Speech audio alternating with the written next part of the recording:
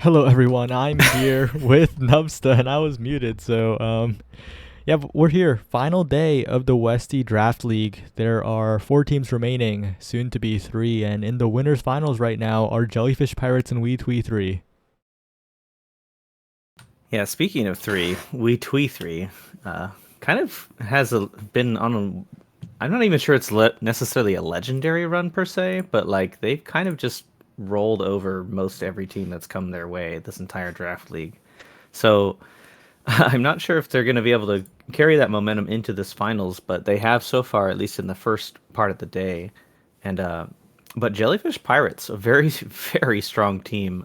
These teams, despite the name of We Twee 3 and Jellyfish Pirates, the captains of these teams are actually video for We Twee 3, and Jellyfish Pirates is helmed by Cat Kupo. So they're actually, and Jellyfish Pirates is opting to not use their main roster of Cat Kupo, Killmonk, and Pyruni right now, and instead having Vaughn come in, I believe, on the forward position. Yep, and I've just realized that I may have made a mistake, so you're gonna have to keep talking. All right, it is time to yap. As I also try and make a silly bracket thing, although Oh wait, they're Appa might be remaking meeting. anyway. I'm so saved. Oh yeah, saved. But yeah, so I believe we're currently in this is the winners finals match, and then there's 2 playing, I believe, playing off stream in losers semis to determine what the losers finals will be later on, which will be streamed. And all Westie Draft League games and the finals are best of 3. So they will be playing up to 3 games. And for those unfamiliar with Westie Draft League's rules, when a character is banned in a series, it is banned for the entire series. So if, say, we see this IME ban come through right now for Jellyfish Pirates, that IME is banned for the entirety of the best of 3 and this rune. So these 2 characters can no longer be picked later, and they can additionally ban more characters in games 2 and 3. So you can kind of really get some people down, as we actually have lost a player on We Twee 3. What's happening? F in the chat. This is a little wild. Are we gonna see another remake? Might have to remake.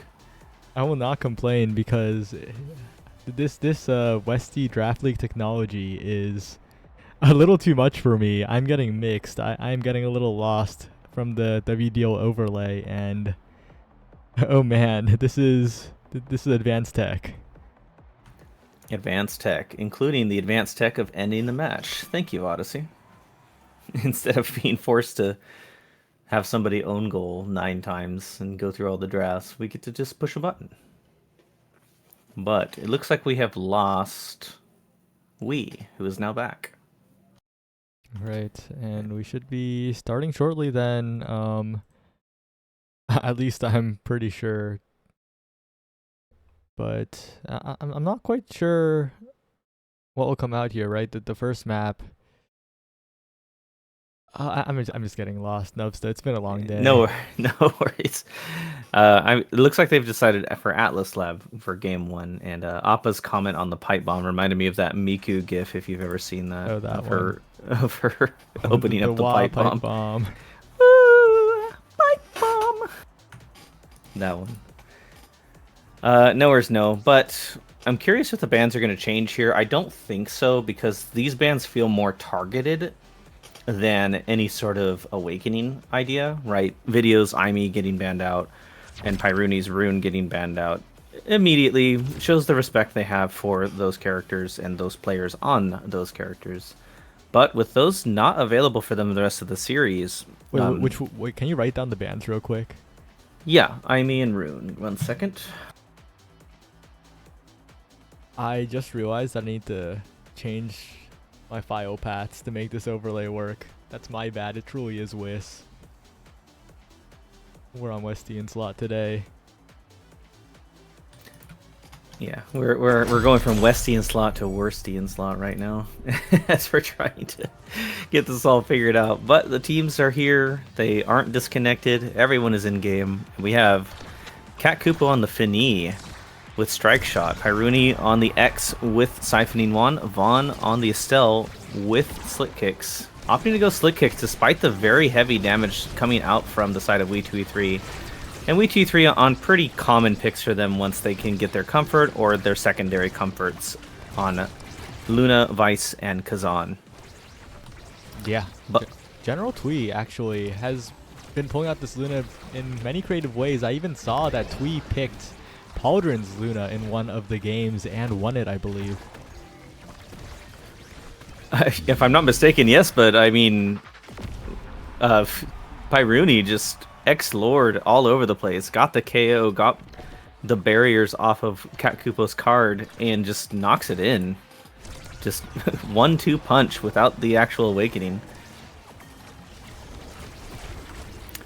And speaking of awakenings, looks like it's a Castellas built different start as wow. This time Pyruni gets X-Lord instead.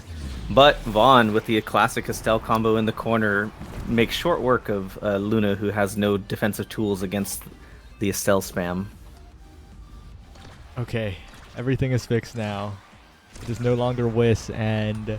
It is Wiss, because well, has disconnected again. I was so happy that everything was in working order, and it no longer is. We're going to wait for a bit of a pause, but Vaughn performing quite well under ping, I gotta say. No stranger to kind of being in that somewhat disadvantaged state. And plus, Vaughn's one of those players I feel that tends to plan ahead anyway, so having that ping disadvantage only affects very specific scenarios. Otherwise, Vaughn is going to have a plan, going to have an idea of what's going to happen as such a seasoned player, and is going to be able to plan it out ahead of time, even if it is only like, a 1/10 of a second ahead of time. It does matter. Having that plan makes you be able to react faster without having to think about all the extra things that could happen, right? Yeah, and right now just waiting for Wii to return, but it's gonna be an interesting one because we're gonna head to overtime, and the game changes quite a bit on overtime, especially when both goalies are on some of the lesser defensive tool characters. I will say, though, I think overtime actually favors Jellyfish Pirates because of the Estelle and because of the Fini.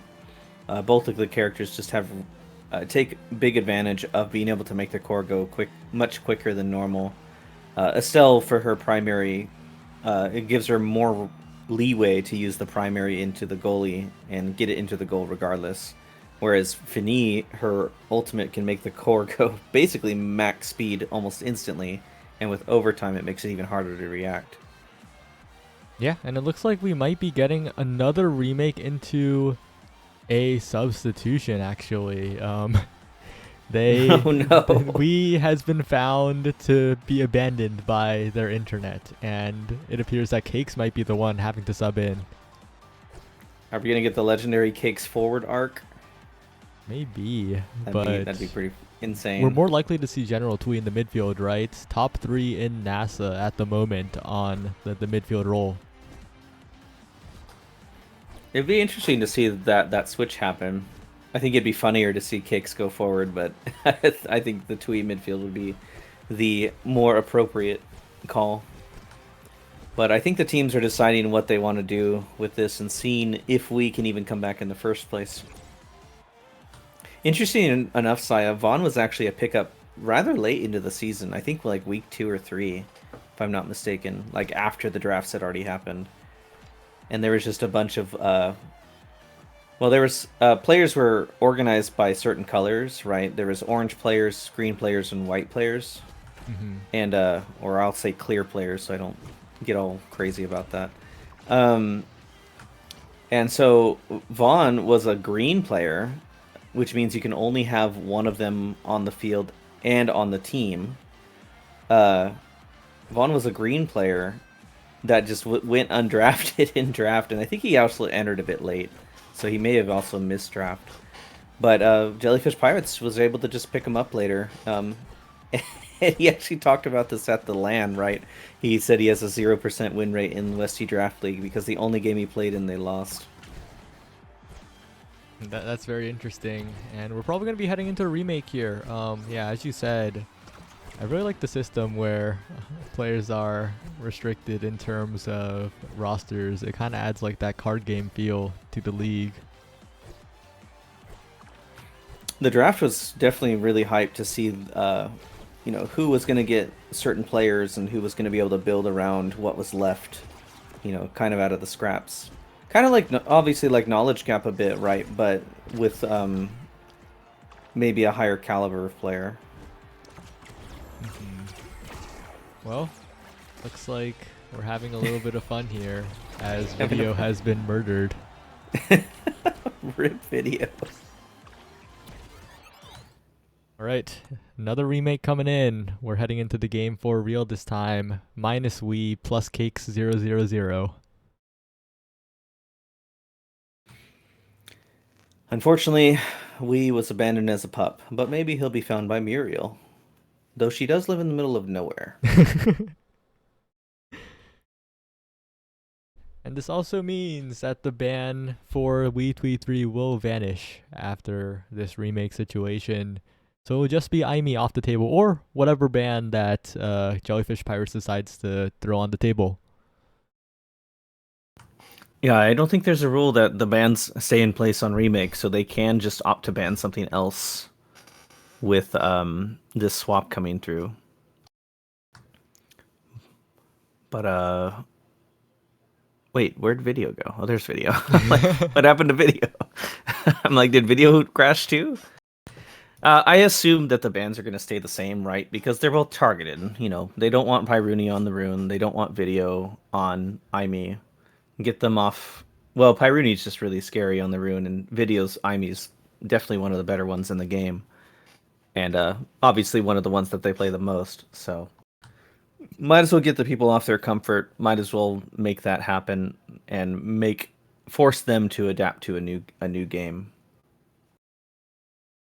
Yeah, and as we head into the game for real this time, it'll be interesting to see what ban is opted for on the side of the Jellyfish Pirates. They can choose anything. Pretty much anything, yeah. Based on what Appa just typed, it looks like that side lost their ban, and a Juno ban coming out actually now, just immediately targeting Cakes. you must do what has to be done, and they banned Rune anyway. Yeah. Wait a second. I thought their ban was gone. Is that ban gone, Appa? We might have to remake again. Wait, we have a third remake? Ain't no way. Ain't no way. Oh man, it really has become BestieInSlot so far. We are so far from greatness right now, but I'm confident we can recover. We can rebuild, Saya. We can. I think this loses them 2 bans now, or possibly even all of their bans. Yeah, their game 2 ban has now also vanished. I mean, they're gonna run out of bans if they keep remaking. Well, we're sure to see Juno ban though. Oh yeah. Well, unfortunately for Cakes, he does not get to play the character he has thousands of games on. Let me write these bans down real quick. Yep, it is a Juno ban and no ban for the next 2 games for Wii Tweet 3. It's going to be a long road ahead of them, and the funny thing is, the Rune ban wouldn't even have done anything. They weren't even going to play Rune in the first place. Maybe with the right start, but I don't know. Pyruni's such a well-rounded player that it really almost doesn't matter half the time.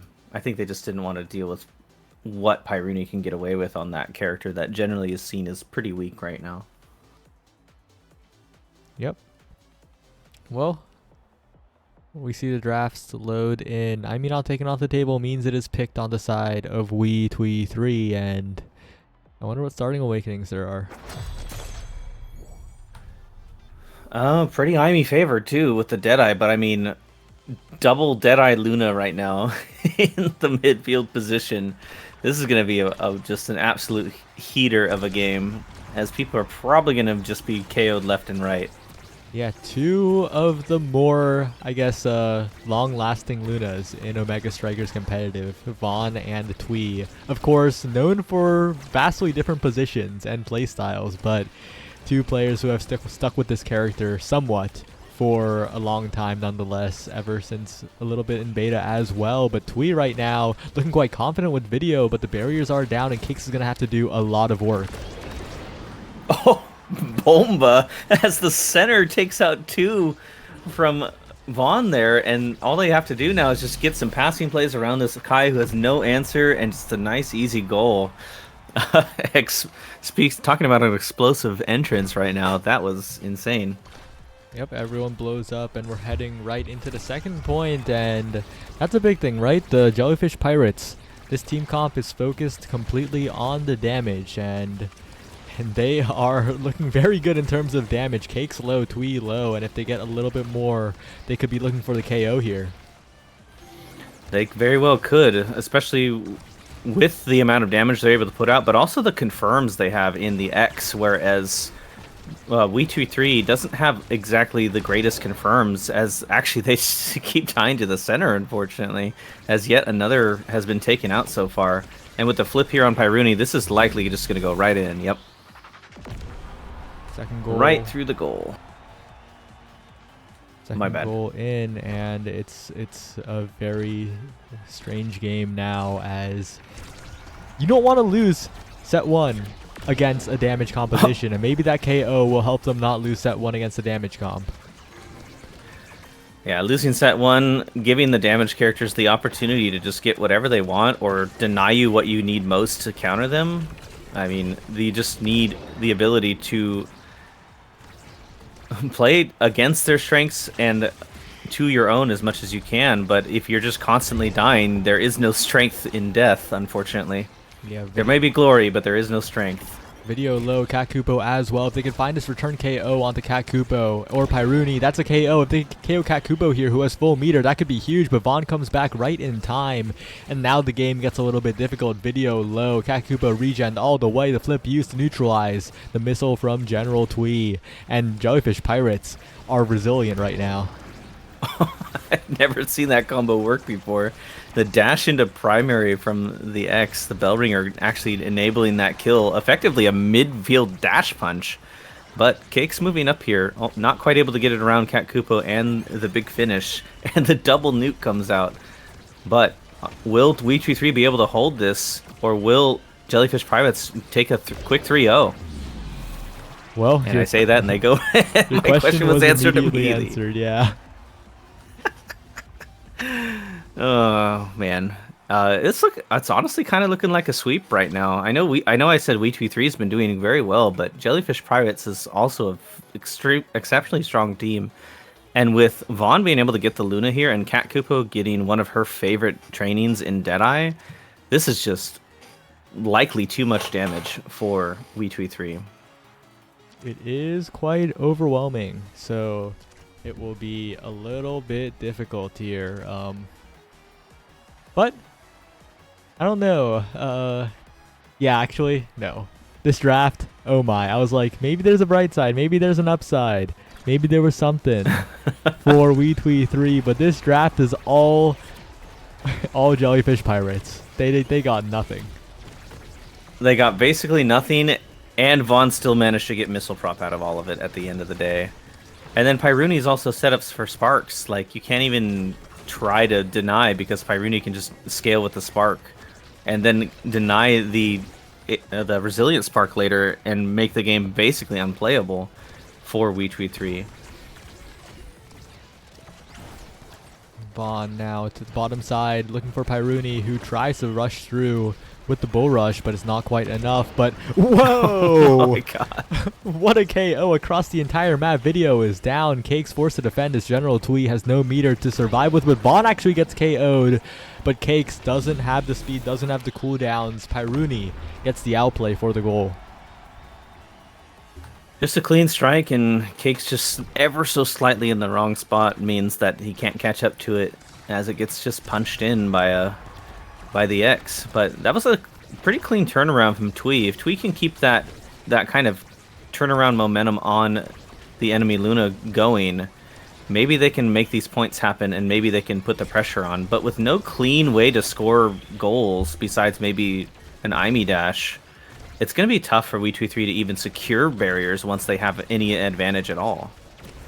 It's not going to be easy, but they'll still have to try as once again a flip comes through. This time it's actually defended. Wait a second, maybe a chance for We23 here as Vaughn dribbles it up, tries to find a chance, but video interrupts and Cakes is dying on the other side of the field. Wait a second, your goalie's almost dead.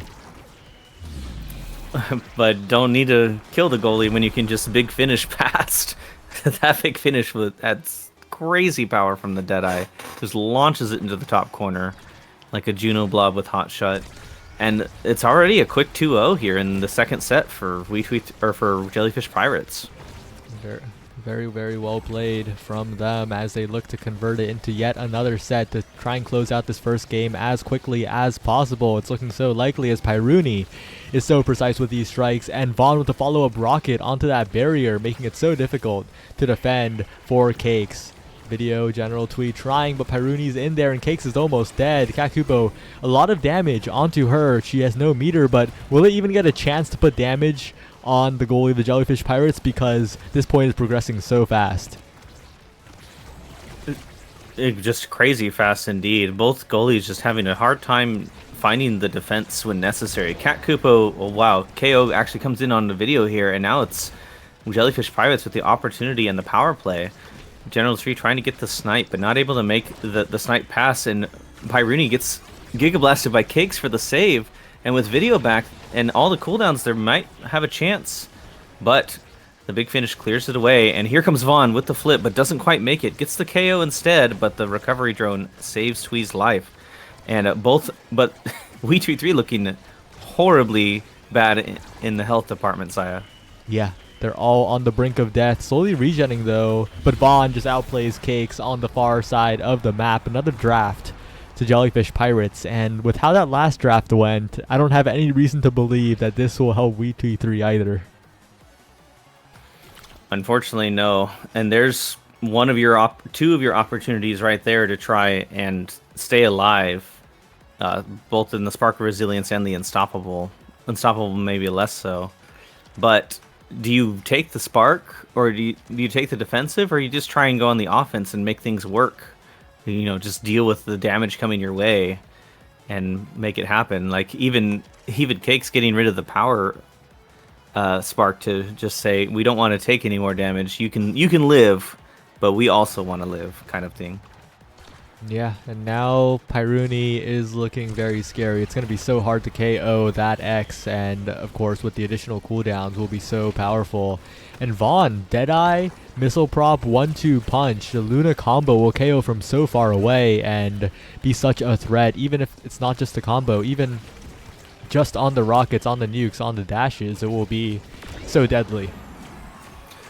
Yeah, and that was the 1-2 punch coming in played right there. I don't think it was necessary for the KO-ness, but Vaughn did hit the secondary earlier on to General Twee, and then hits that rocket, and Twee just evaporates out of existence in an instant. But Twee with the secondary gets this barrier here, and now it's an open goal situation yet again for both teams. We23 still potentially could win this, but it slips right by Cakes, just slightly out of the strike box, and a tragic end to a point where We23 had such a good chance. I mean, they're just... We23 is trying to make it work with the constant effective 2v3, but just not able to find the goals, and unfortunately it's just some slip-ups here and there mean that Jellyfish Pirates almost feel like they have it easy going in a way. The damage is in their favor. The core control's in their favor. The scoring potential's in their favor. It's going to be a monumental task for We23 to come back in this game. It's going to be very difficult. Maybe Cakes can do something, though, moving up and trying, but getting Strike Ward immediately, getting KO'd immediately. Jellyfish Pirates looking absolutely dominant. They have 2 points to go, and that seems like a formality here, but We23 still holding on barely, getting the clears out. General Tweet showing that he is a goalie after all. Yeah, the General Twee being the goalie there for Cakes, but the barrier still falling in the end to a Von Corflip means that this point is likely going to end very soon, and with the crater in the top corner there, just nowhere really to go for the clear. A nice clean point, and now they're just on game point already in one of the fastest Westie Draft League matches I've seen. Well, Video still trying, though. Has the Unstoppable still, a good tool, but it gets burned immediately.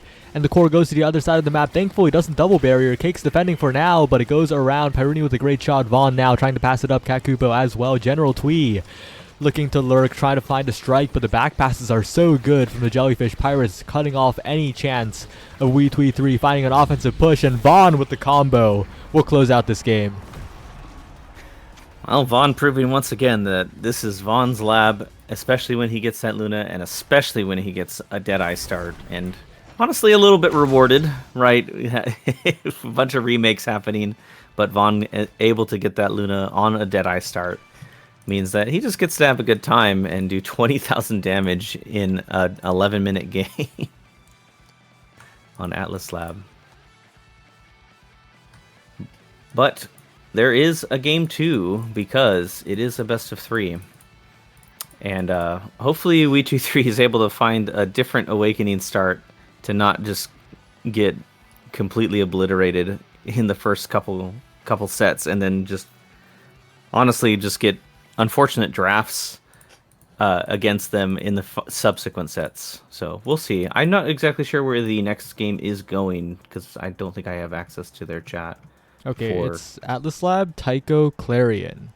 And on Tycho, I am also a little bit scared because we saw Pyruni hover to Dubu, right? And I think the Jellyfish Pirates are pretty prepared for that Tycho Temple map. Yeah, they just have the damage coordination. Pyruni has that kind of flex viability, right? Generally a midfield player, but is able to play forward almost on a similar level, I would say. And so being able to have that X available to them, or some sort of forward that is better at securing KOs as opposed to the We23 video double midfield, it's just easier for Jellyfish Pirates to make the overall pace of play go their way rather than the enemy teams. But we do have a spark start now with a recovery drone actually as well, and the Ami ban coming out. No surprise there. Get rid of the Cakes Juno. Get rid of Video's Ami, and a no ban coming from the side of We23. Yep, the remakes really putting a toll on the chances of We23 here, and the Estelle X looking to be picked here. Tycho Temple.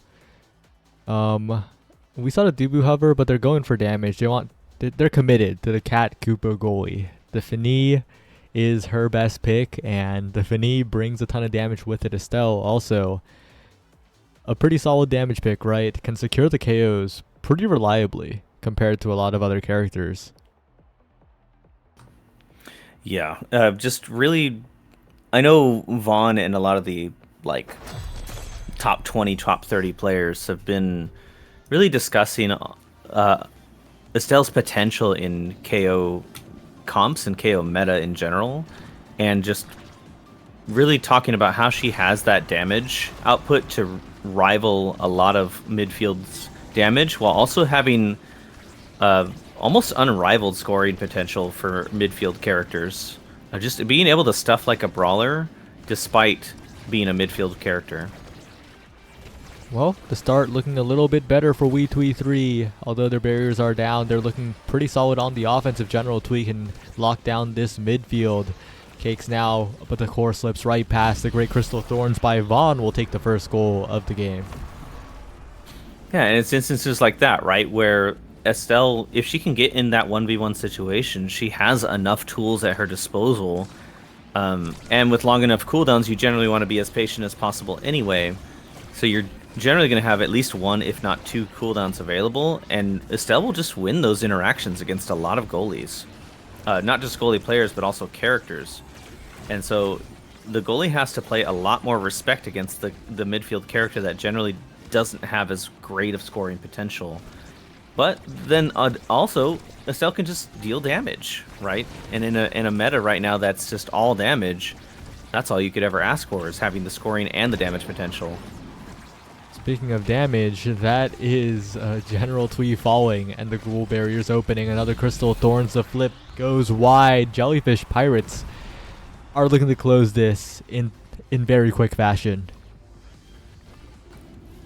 We23 opting for the Sparks in general to try and find that ability to make that late game come out for them. But if they're not able to win these drafts, they run the risk of losing leadership anyway to the two Sparks on the side of Jellyfish Pirates. And those Sparks could become almost a detriment in a way. So we'll see if they can pick it up here and try and get some of these sets in their favor. We'll have to see. Cakes good on defense for now, but your teammates are dying around you. The damage pressure is so much when Vaughn is on point, Kakupo is on point, and Pyruni is in the midst of absolutely everybody doing so much damage. The barriers are down, but one of yours is gone. Kakupo almost pushing it through, getting it around the barrage of Cakes. Pyruni in the corner, but General Twee is there to save it away. Well played on the defense from We23. They stay alive, and they keep a barrier up. Incredible double goal. Wow, what a giga from Cakes there to keep that out of Pyruni's hands. Just the double goalie really coming into clutch there. General Twee, Cakes, pretty legendary goalies in the OS community, and working together to just make that defense happen. And this could be their point if they're able to get it past this defense of Vaughn and Cat Kupo. Also kind of legendary goalies, especially Cat Kupo after her performance at From the Ashes. Yeah. I mean, Gumi over Kakupo was an upset. No words, no. And General Twee and Cakes, oh no, it gets past both of them. The bounces are perfect. Vaughn, I mean, he is just insane in the midfield, and he will get a well-deserved MVP heading into the next set. And the Momentum Boots duo of Cakes and General Twee are struggling against this much damage. I think anyone would struggle against this much damage, Saya. I mean, is the sheer damage output that Finny is able to put out by herself, and then couple that with coordinated play, just means that it's going to be very tough for We23 to stay alive. And as an era, generally you try to beam the brawler, right? And that reduces the brawler's damage, and you worry less about the damage coming your way. But with the damage coming from 3 different sources, Eric doesn't usually get a triple beam off, and thus doesn't have as much effectiveness in that regard. Yeah, and Vaughn picking up the Spark of Power is so scary with the additional knockback. And also the additional core speed in overtime as well. Not something to be ignored. Kakupo on the top side defending quite well against Video and General Twee, who are pushing forward, but every time We23 tries to push forward on a group offense, they're taking damage while they do so. Kakupo with a crazy strike core against Video to save the barrier, looking as legendary as the Phoenix Land right now as Vaughn continues on the top side. Cakes is the one taking so much damage. A single primary did half of his health. Half of his health, and he denied the missile prop, although I think Cat Koopa might have opted for the glass cannon anyway. And there's the spark of power, or the spark of strength coming into play there. I don't think that actually would have KO'd normally, but the extra 44 power or 48 power that Vaughn has right now just secures the KO on Cakes and almost secures the barrier on the back of it. Wait a second, the barrier's gone on the side of Jellyfish Pirates. The curse of strike shot. Cat Koopa went for the strike shot instead of the guaranteed strike to try and speed the offense up. Something that happens so often. Will it matter though? It might not, because Vaughn is keeping the core contained. Video trying to send it around the world, and off the bumper it slips right past. What a crazy bounce. I mean, the bumpers are what was What was Drew's thing? Deterministic. The bumpers are deterministic, as that one just found the perfect angle between every single player on the match and right into the goal of Jellyfish Privates for a point for We23, and maybe some breathing room for this team that's been struggling to find their footing so far in this series. Yeah, it's definitely quite possible for them to still win this, but to do that, they need to weather the damage storm. Video staying alive for now, but General Twee is on the brink of death, almost getting killed by the strike shot, but somehow staying alive even despite the bell ringer from Pyruni. Now stepping away, trying to get a good NATO, KOing Kakupo. That's a lot of meter off the board as well. General Twee just doing a great job staying out of the play. Video keeping the play away from General Twee in the first place means that you don't get those hospital passes, don't get those free shots at that staggered target, and now General Twee has a flip for this point and sets it up in the top corner. That overall play from between General Twee and Video, setting up that flip at the end of it and making that point happen, just very well played. 2-0 now. This set win is looking more and more realistic as Pyruni gets in there, wants to take General Twee out of the game, wants to get the midfielder out of here, but General Twee's a little too fast, gets the orb anyway, and the two barriers are taken while Pyruni's in the 1v1, a Giga Blast, but Video can't get it in time. Kakupo with the saves around General Twee, buying so much time here as Pyruni slips the core out. Vaughn now looking for a snipe, looking for these barriers, but it goes to the other side of the world. Pyruni now with the flip on the corner, will get one barrier, so much damage on General Twee, and Cakes there on the brink of death right now. They had such a great offense at the start, but just a couple slip-ups means that their offense got completely stuffed, and now they're threatened with a power play against them. It's going to be tough for them to save this point. Thankfully, they are up 2-0 in the set, but can they keep this power play from being a goal, and can they push forward here and try and take a set to even up the series? Video winning the 1v1 against Pyruni for now. A flip available. Video, though, too close to the center bumper. It bounces awkwardly as Kakupa slowly rolls it to the bottom side. Pyruni now keeping up the midfield pressure, and Video's spin doesn't send it forward. Vaughn almost interrupted by General Twee, but Twee will send it away. Now an awkward bounce from the big finish from Kakupo. Cakes trying to send it to Video, and the NATO is perfect from General Twee to checkmate the goalie. And Vaughn just barely out of range to grab that with a flip and save that play. Just complete checkmate there for We23 as they find a win here. They aren't rewarded with sparks, but they are rewarded with just such an incredible amount of awakenings that are powerful here. This could be both in their favor and against them. Yeah, I think it might be a little bit against them, though. There's so much good stuff that Jellyfish Pirates are also guaranteed some amazing awakenings. The Monumentalist on Fini might just be the least impactful one here, and that's saying something because that awakening's pretty good on that character. It's definitely one of her best, especially when she's not stuck in the goal box. But even when she is stuck in the goal box, it allows the core to not be pulled as quickly in certain directions and allows her to kind of have additional strikes, almost like a reverse Mako in a way, right? And allows her to find better angles, find more time to make those clears happen. But Estelle now with rapid fire means this damage is just going to be even greater than it was before.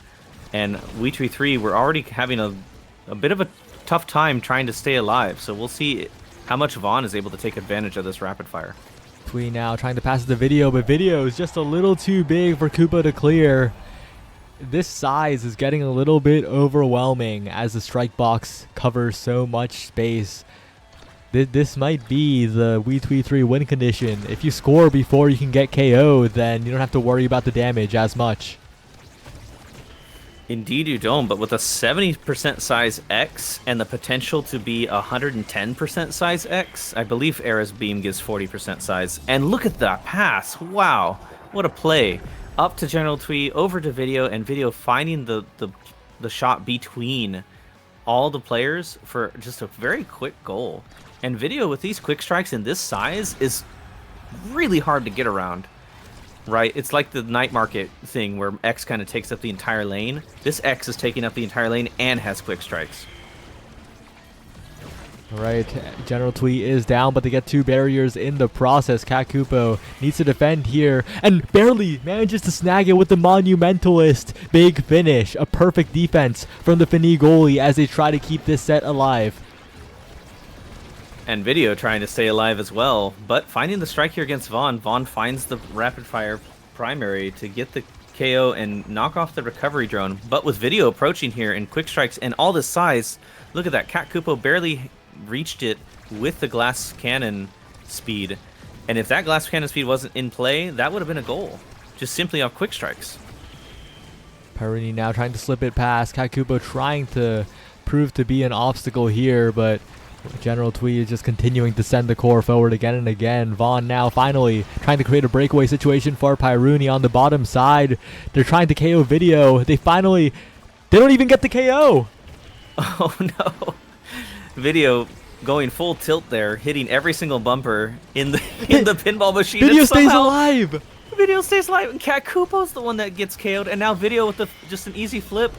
Vaughn just barely missing the primary, and wow, Video just went through the absolute blender twice and comes out the end with a goal and the set. Now 2-1 up are we Twee 3. This comeback's looking very possible. But there are some scary awakenings, right? Deadeye is all but guaranteed on Kakupo, and that additional damage is such a massive threat. 1-2 punch on a quick strikes X. I mean, this damage, they might have just flipped the damage script on Jellyfish Pirates, though I will say Kakupo does get one of her favorite trainings in Deadeye yet again. And I believe, yeah, heavy impact on Vaughn with rapid fire means these Estelle primaries are going to hurt. Look how much that did to General Twee right there. Also, don't forget, Cakes has specialized missile prop. These Giga Blasts could snipe someone off the edge from long range. That X factor can't be denied here. And with how massive Video is, the defense is going to be very tricky to play for the Jellyfish Pirates. They might have to all in on the damage with that Deadeye. Indeed, they might. As we see, Video is getting bullied here, but they're just not finding the KOs, and Video is able to just grab orbs and stay out of the play and keep all the energy that they've built up. And as this X just builds this up, oh, there's the recovery drone, but that means Video gets to keep the energy and stay in this fight, despite the barrier going down for WeTwee3. Peruni now trying to rush in with that dash range. Vaughn and Kakupo trying to defend and also KO Video in the process, but this X is so resilient. Finally goes down, but that took so long. But wait a second. The core gets caught on the bounce. Kakupo with a perfect secondary to dime up Pyruni. That's a point for Jellyfish Pirates. And General Twee just a tiny bit too small there from the Among Titans pick. Overall, it's been a great pick, but unfortunately it came a little bit against them there. And honestly, I'd like to see more Awakenings have those kind of detraction effects while also having bonuses in the game. But we can chat about that later. Video now playing the goalie for a second, and General Twee and Video so low. If the Jellyfish Pirates can find these KOs, the game could swing all the way around. Twee taken out. They can focus Video. They can focus the goal here. Cakes is no meter as well. That's the target to be KO'd. And a good Crystal Thorns from Vaughn will slip the core right by Pyruni. In the 1v1, it's a 1v2 as Vaughn provides the follow-up fire. Heavy impact and 44 power means that Cakes does not survive that. And I've noticed that Cakes has been trying to use the missile prop to keep the play away from the barriers in general. And Vaughn actually catching onto that has been waiting for Cakes to use the primaries and then just launching the Estelle combo at him for what seems like free barriers sometimes. But both barriers down now for Jellyfish Pirates. If they can get this KO on Video, that could be their ticket into set 5. Video with the X Maximus though proving to be a bit of a stubborn opponent as they regen up, almost staggered again and finally staggered, but on the far side of the field grabs an orb, and this KO is going to be a little hard to find. No, Vaughn with the Crystal Thorns will generate the KO as Kakupo passes it up. Cakes is going to have a hard defense and it's going to slip right by Vaughn with the great snipe, and we're heading to set 5. This is going to be a very important draft. Just barely enough speed to get there. Oh, Vaughn's in first place and leadership's on the line. Oh. I think it's just over. Oh, They get yeah. speed and power. I think it's just straight up over. Yeah, speed, power, leadership is going to break this game wide open. Core control and the KO pressure is going to be a little too much to handle, and great awakenings for the later parts of this draft as well. Extra special monumentalist, big finish is such a huge factor. We saw the magic that Kakupo did on both the saves and the offense with it. Not to mention the sheer damage output that a monumentalist Deadeye glass cannon is going to be able to put out, as well as Fini now has 31 power. Or sorry, never mind. I forgot how much it's going to give to the other players on their team, leadership that is. But still, any power that Fini gets is insane because she scales so well off power, having some of the highest scalings. Yeah, it's no longer going to be difficult for the Jellyfish Pirates to KO, right? You saw Video surviving for so long. Now the Jellyfish Pirates have more than enough knockback. Now they have the speed to score without even needing the knockback. They are firmly in control of this game. It's going to take a miracle for WeTwee3 to send this to a third game. But these are players that have done great things in the past, but as two barriers go down, the hopes are slowly fading. And additionally, look at the energy on Jellyfish Pirates. Like, even if they lose this point, they're guaranteed at least 1 point later on down the way with all the energy they have. Wow, I say that, and Video just kind of on the back of General Twee's midfielding gets dimed up twice and just is able to hit it past everyone, tying up the set here in what looked kind of over from the beginning, but with Lythe in WeTwee3, we could be in for a game. Yeah, really well played by Twee, really well converted by Video, but Pyruni is in their face, the Monumentalist, big finish is in their face. Kakupo is just sitting on the back line, sending the core forward. Video gets taken out, and Pyruni rushes in, doesn't even leave the core out, catches it with the strike at the very end. They're 1 point away. They used 2 energy bursts, but they did get 2 KLs off those energy bursts, so energy is mostly stabilized now, despite though Cat Kupo does have hers. But with this Monumentalist, it's been proving crazy on the offense side. Wait a second though, Pyruni is low. If they can get the KO, they could swing this power play around, but Pyruni just heals up so much regen, and now it's so difficult for WeTwee3. If they get this barrier, it could be huge. The barrage is great from Cakes, but the Giga Blast sends the core the wrong way, desperately trying to save that last barrier, but Pyruni, with the dash range, doesn't get the barrier. Twee now has to be the midfield hero, as Video is dead, and that's such a weird bounce off the drum. How did that bounce that way? But that means the barrier is down. Kakupo sending the core forward. Cakes with the Soaring Angle, with the save, with the flip, getting it out of there somehow, and they stay alive for the time being. Video on the bottom side, looking to desperately find this barrier as soon as possible. Pyruni sending the core forward. Kakupo with the big finish. You got to be so careful as it sends it up, but General Twee is there to save it away. Pyruni now looking for the shot. The barrage sends it up for Video. The barrier not taken though. Video will take it. It's still possible for WeTwee3, but they're in a striker disadvantage. Striker disadvantage and energy disadvantage. Pyruni sitting on flip. Vaughn about to come up on flip. But General Tree with a flip could save this point altogether with just one nice shot in the right direction. Oh, but no, just barely misses the top. But General Twee still in position. Video is controlling the midfield as well. Vaughn has a flip, but it's a long way forward to try and use it efficiently. It goes up to Pyruni. Pyruni wins the strike, or it doesn't connect, but Vaughn is there to save the day. And the Jellyfish Pirates will take the series 2-0. Oh man, that would have been insane if both sides cased on that point to make it not happen. But Vaughn finds the primary. And the Lock Ruiner straight shot right through everyone into the goal. And Jellyfish Pirates takes the series, knocking WeTwee3 into the losers finals as they await their opponent in the next game we will stream. And look at these damage numbers. Holy crap. Yeah, it was brutal. But shout out to WeTwee3 at the very end. They came alive. They made it look really doable, and Cakes turned on the avatar state.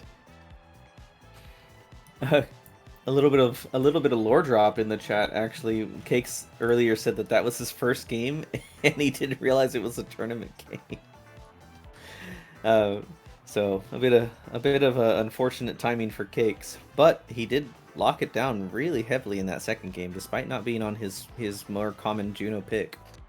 And honestly, I could see them coming back into grand finals and trying to make this game a lot more competitive, I guess you could say, in the next time. And that Taiko game was honestly a blast to watch. It was just pure chaos, it felt like sometimes, and then some really calculated plays from both sides, making some honestly beautiful goals happen and some beautiful saves at the same time.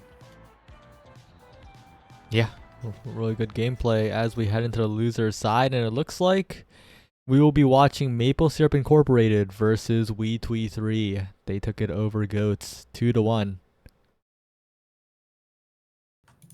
Maple Syrup Incorporated taking it over Goats. Goats was a strong team too. Notably, if I'm remembering correctly, yeah, that was K22's team, and K22 ended up drafting Fudgy Waffles and Sleepin', and then later Wallaby Gangsta and Nade YT.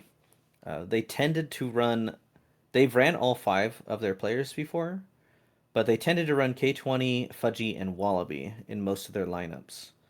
Um, and they really like to use the this thing that what Fudgy likes to do, where he as the midfielder goes goalie, takes goalie gear, eject button, and then plays effectively double goalie with the goalie on forward gear. And it proved effective for them for the most part throughout the draft league. But unfortunately, they are knocked out now in fourth place against Maple Syrup Incorporated. And Maple Syrup Incorporated, for those who don't know, is Marissa's team, and she drafted Kiliast, Ratman Rob, Water Fury, and Liari.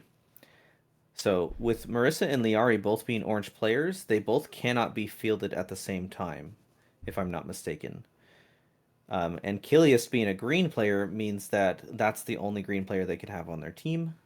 And Ratman Rob and Water Fury are both clear players, but a very strong lineup, especially considering Water Fury's recent performances in various tournaments, especially from the Ashes.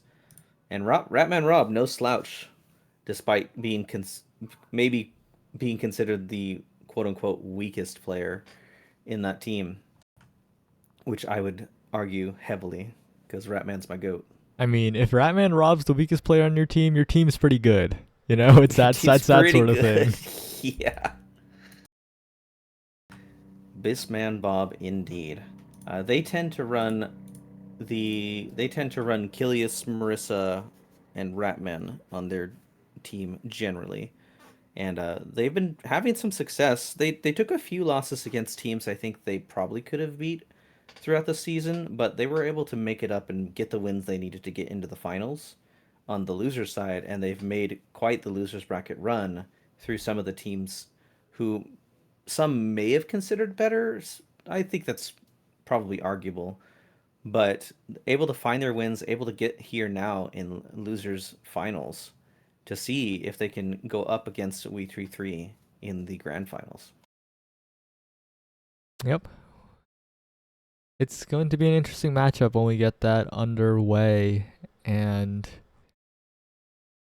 Nubsta, well, what are your Yes. thoughts on this Westie Draft League season? It's been a long season, right? We're at the end of it, but any reflections as we near the conclusion? Um. All right. I think it's time to chat against the number one chatter himself.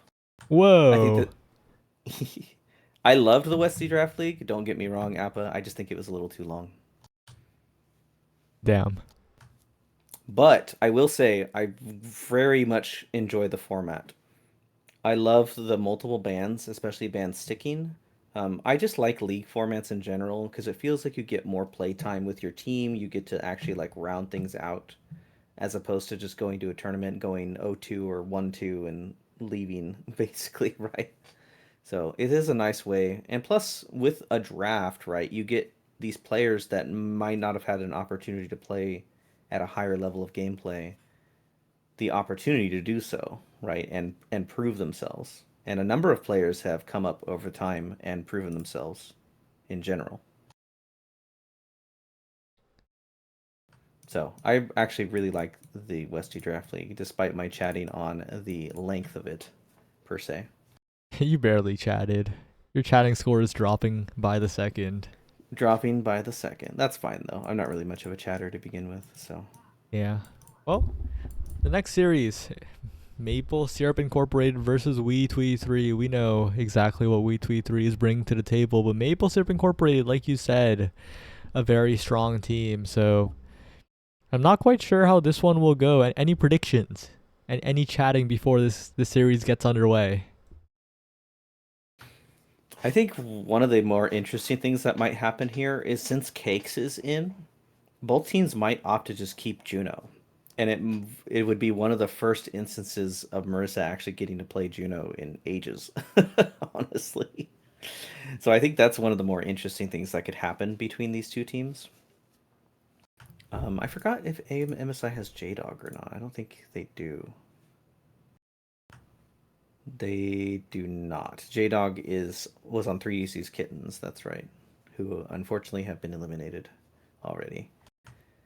So yeah, I actually think the Juno's probably going to stay in the entire series.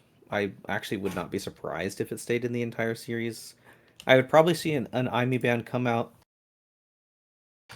against Video, and then very likely a Luna ban against Twee, and then we'll see what. I think MSI is probably just going to hit those target bans and see what WeTwee3 can bring their way in the end of it all. Oh, and looking at the history of these two teams, they actually traded their sets. Um, they're 1-1 with each other, but the most recent meeting was won by Maple Syrup Incorporated 2-0. So that might be a better indicator of what we might be looking at. And I think one of those indicators, right, is I know Kilius has just been absolutely hardcore grinding this game for like a month at least since before, and he was already a stellar player before, but I think his game has leveled up significantly, and it has proven to be kind of like that linchpin on the side of MSI. And that's not to say Marissa or Ratman Rob are any slouches. Marissa, one of the best midfielders, I would argue. And Ratman Rob is Goatman Bob or Bissman Bob. I mean, whatever name you want to call him, that man holds it down, and he holds it down well. Yep, and it looks like the first bans are coming in. Inkies and Tycho off the table, so that's one of the maps that we saw this set that we won't be seeing in the next one. Atlas Lab, though, looking like a staple, and I don't blame them. It is Atlas Lab. It is the classic. It is the map that you think of. Honestly, I have a hard time on that map. Like, my brain can't wrap around the fact that the center spawn. Like, I don't tend to look at it often enough. I know, skill issue. So I tend to steer away from that map sometimes, but I don't hate it as much as I hate Night Market. Oh, it looks like we have some classic maps upon us. Atlas Lab, Game 2, Oni Village, and well, I am wondering where the third one will take us here. Atlas Lab Oni Village. I would have to say Night Market, Saya. Daring, aren't we? But daring, aren't we? It's up Bold to the teams. decisions. It's up to the teams. They could still go anywhere. But get your predictions in now, because this is a crazy matchup, and it looks like a lot of people are favoring Maple Syrup Incorporated here. I think Maple Syrup Incorporated is one of the teams in the league that when they pop off, and they can just make short work of even some of the best teams. But sometimes they can have a bad day and end up on the opposite side of the spectrum in some regards. But from the sounds of it, they're having quite a day today. So I actually expect this prediction to be pretty accurate. You know, I would actually probably take MSI over WeTwee3 here, despite the power of WeTwee3's roster. It makes sense now that you spell it all out, as the picks are almost coming to a close, clearing off the board, which does send us closer to the three maps that we all know. But I am fresh off of a duelist tournament, and man, Omega Strikers is like no downtime in a way that no other game is, I gotta say. When the game's happening, it just keeps on happening.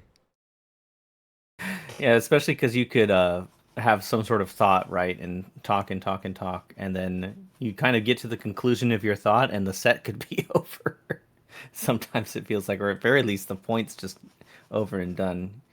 I mean, you can sometimes even get halfway through a thought, and one team's already gotten both barriers and scored before you can even blink. It feels like. Yo, Marissa, come on, do your pick ban. What's taking so long? It's been 2 minutes. I swear Marissa's listening. I might get a strongly worded chat message in a few seconds.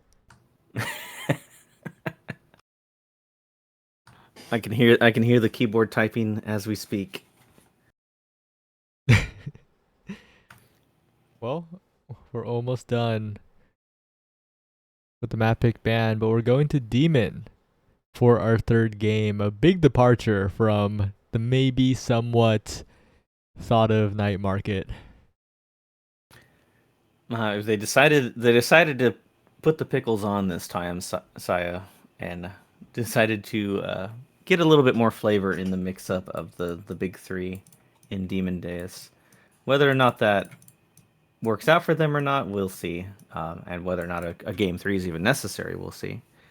But we shall see as we finally got everyone in, and looks like they're opting to bring in Liari instead of Marissa here. So Liari will be taking the midfield position and Kiliast in the forward position, with Ratman Rob in the goalie.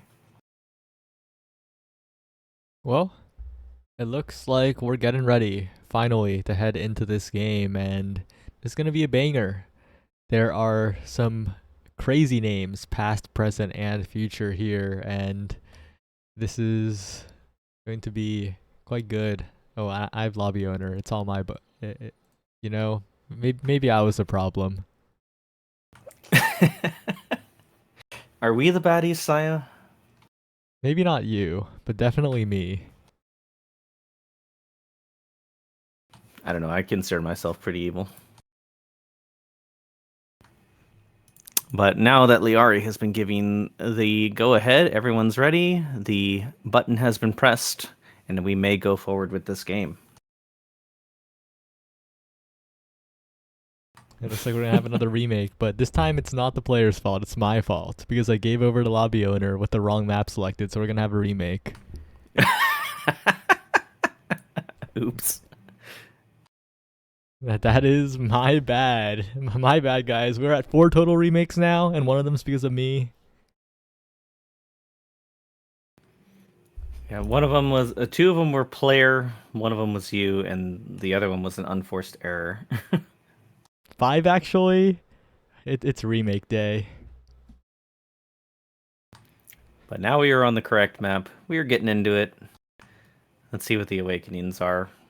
Hopefully the awakenings in the previous one weren't like something somebody was looking for, and now they're gonna get like, I don't know, glass cannon, chrono boost or something.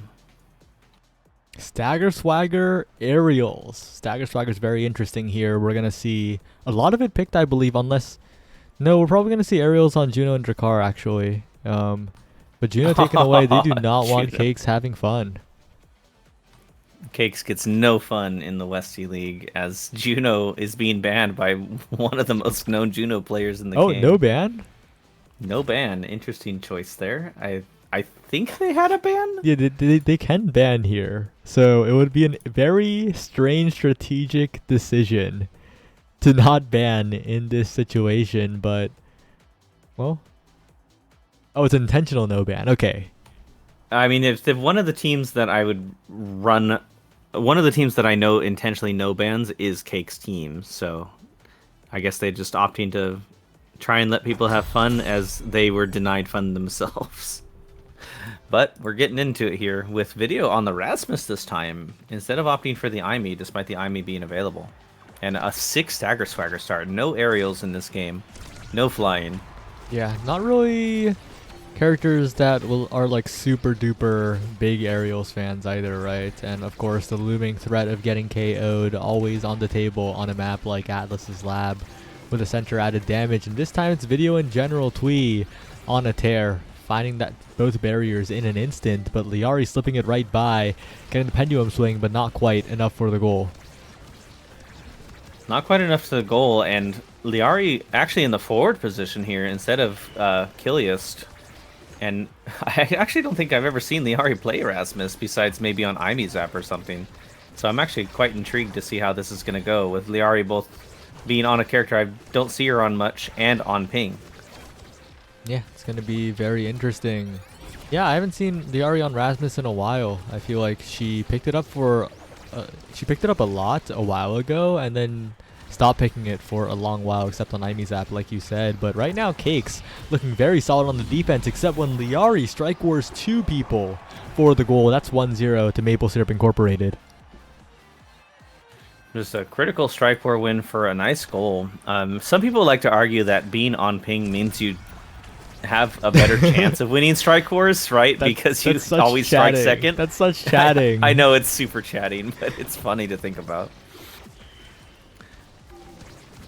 Well, chatting or not, it might come into play here as Liari trying to cover the corner against Cakes, but can't quite get the timing, and dropping down to get the timing this time. Wait a second, almost at flip 2. Kilias getting possession of the core, trying to pass it up with the Giga Blast as Ratman Rob is building up a lot of meter as well. Liari in front of Cakes, pendulum swing on the flip for the KO and the goal. And just well played there. Liari in the right spot at the right time to snag that last barrier, and then just walking up with the core with flip, finding the flip location and just walking backwards, hitting the primary, and basically guaranteeing the goal, as both General Twee and Quakes are standing directly in the primary's sweet spot location. Just well played from the side of Maple Syrup Incorporated. Liari now pushing the core forwards, but one missed strike means that Ratman Rob is in a bit of a sticky situation. Expanse Burn still has the flip as insurance, as Liari on the bottom side pushing forward, taking so much chip damage though. Does have the Stagger Swagger, so will not die, and that regen is really coming in clutch and really helping the team of MSI. Indeed, as MSI gets another double barrier off a single pendulum sling, and unfortunately General Twee tries to get pressure Liari with the crater and ends up own goaling off of it for the set. I mean, it's an unfortunate scenario. That point is just Liari channeling a bit of Scyther 12, right? Took 2 barriers by herself and got credit for the goal. I mean, that's basically a Scyther 12 clip. Liari 12 in the game, channeling the forward prowess that is Scyther 12's Rasmus. Arguably one of the most creative goal scorers in the game, I would say. Yeah, and now that Liari has a Demolitionist, Rasmus is going to be much scarier to deal with, especially when Twee picks up the Among Titans to buff up the team, but that means Twee himself is going to struggle in these interactions in the midfield. That is a tiny Luna, but Luna doesn't care too much about having the size where she needs it. All of her abilities mostly come from the dash and the rocket, though it could make the dash a bit harder to play around with being so small.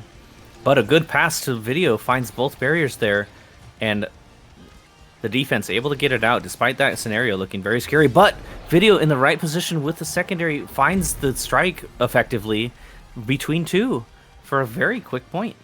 Well played from Video. WeTwee3 coming alive here. They're trying to convert, and that additional size on Cakes and Video, I think, really coming in clutch. In general, Twee, of course, if there's one thing that you should know him for, it's his addiction to move speed in this video game. He will pick stacks on stacks over Deadeye. He will pick Stagger Swagger over many other Awakenings, even when the team that he is facing is not going to KO him in a million years. If there is speed available, General Twee will be looking for it, and with that Among Titans, even despite the size penalty, he is unleashed. But wait a second, Liari once again 2 barriers down as Video returns the favor on the other side. All barriers down now as the pass is cut off by Kilias' barrage. Kilias trying to push the core forward, but the pass interrupted by Cakes this time, and the barrage is good to save it.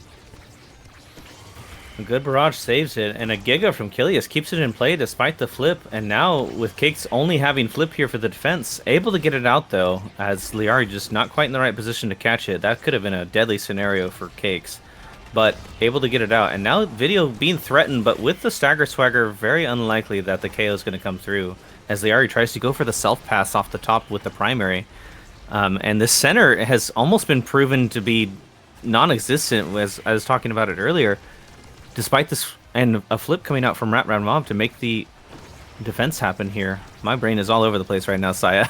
Yeah, great strike shot by Ratman Rob, but Video gets the core yet again. Great passing plays by General Twee, keeping the pressure up.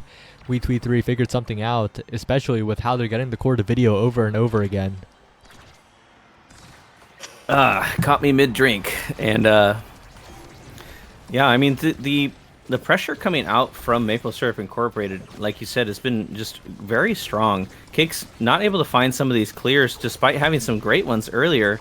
And another own barrier / own goal from General Twee from the crater there, trying to put some pressure on Kilius and Liari, just not able to find it, and unfortunately getting scored on himself. Liari now on the breakaway with the Rasmus hook slightly delayed, trying to get the strike war. Cakes though with the great barrage. Now Video on the other side looking for an opportunity, but Ratman Rob will deny it with the expanse. Liari walking back with the barrage and will get the pendulum swing to secure the goal. That's the gameplay we want to see from the Rasmus, and WeTwee3 needs to figure out a way to defend against that, because they're kind of feeding the ball back to Liari and letting her run the game.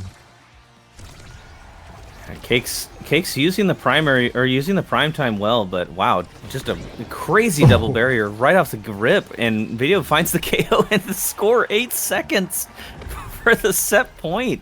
What in the world just happened?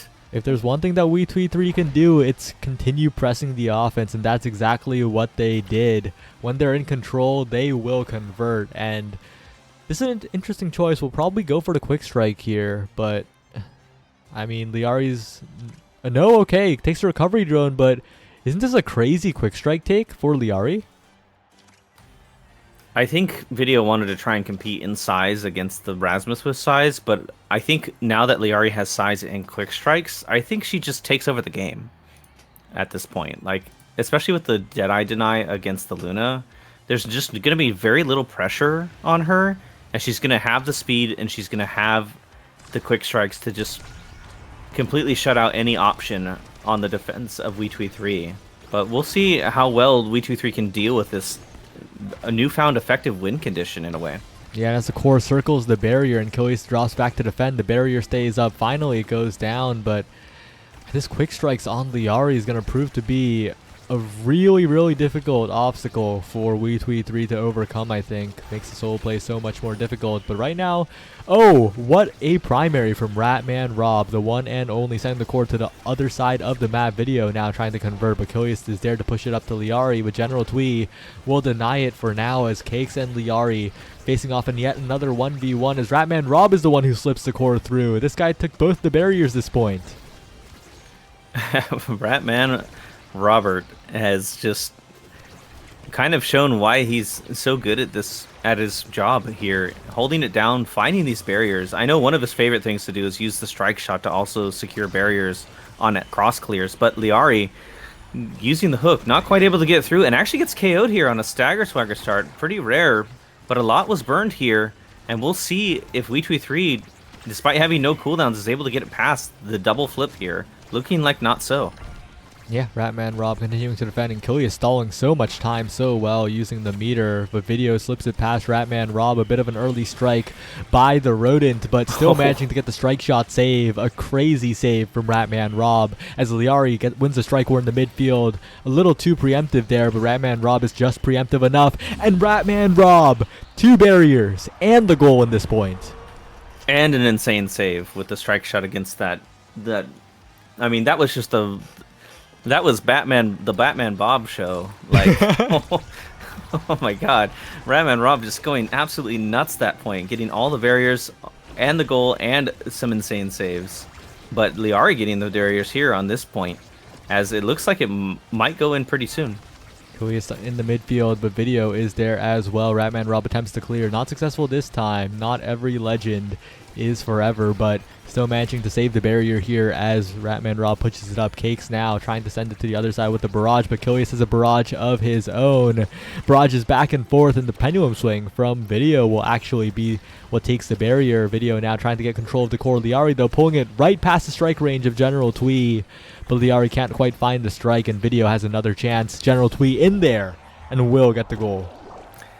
I mean, I know they say shoot your shot, but that was ridiculous. That was 3 primaries in the span of like a second and a half as all the little pellets came running forward to basically keep the core at a stall. And a great teamwork from We3 there to just get it past Ratman Rob through the end of all those shenanigans, honestly. A great Giga Blast from Cakes to keep the offense going, but there's no follow-up yet from We3 as Ratman Rob has Kilius there to be the hero to make the saves. It goes to the top side, 1 barrier down. Video looking for 2, but can't get the strike to pick it up. General Twee in the midfield has to be a little bit careful as Ratman Rob makes another great save to keep this barrier alive, but that's the expanse down. That's a big opportunity, but Video Slip is stuffed out by the barrage of Kilius, who continues sending the core back and forth along the bottom side. General Twee now trying to be the hero, and Ratman Rob in a 1v2 will not win that time as Video sends the core up again, but Liari sends through the center, but the center explodes just in time to save Cakes. 1 barrier goes down, but you'll take that as Liari trying to push forward, but it's not quite enough. General Twee to help the defense out. Cakes kind of saying, I didn't need that help, but thank you. Oh, but the legend is taken off the pitch with a single rocket from General Twee, and Video is able just to shoot it right into the bottom corner with nobody in the defense. I think everyone is caught off guard by that. This Ratman Robert guy is really performing. Y'all were not lying. This is Visman Bobbert. General Twee, though, trying to overcome that. This is We3. There's a reason why Twee's in the name. And Video, Whoa. What a performance. What a dribble. What a catch. That's 2-1 in sets in favor of We3.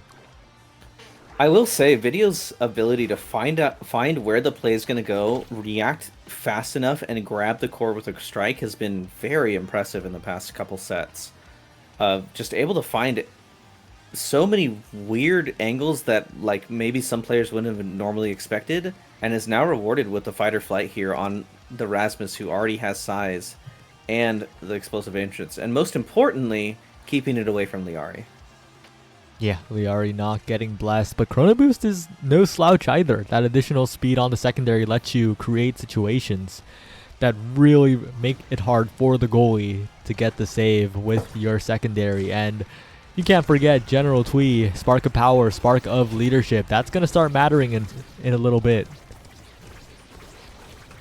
Indeed it will. With Rasmus's damage buffs, it is possible now with the middle from the expanse in the center from this map, the Rasmus buffs, and all this additional power, that these KOs could happen. Video, though, continuing to put on the offense, almost getting the goal saved away by Rob.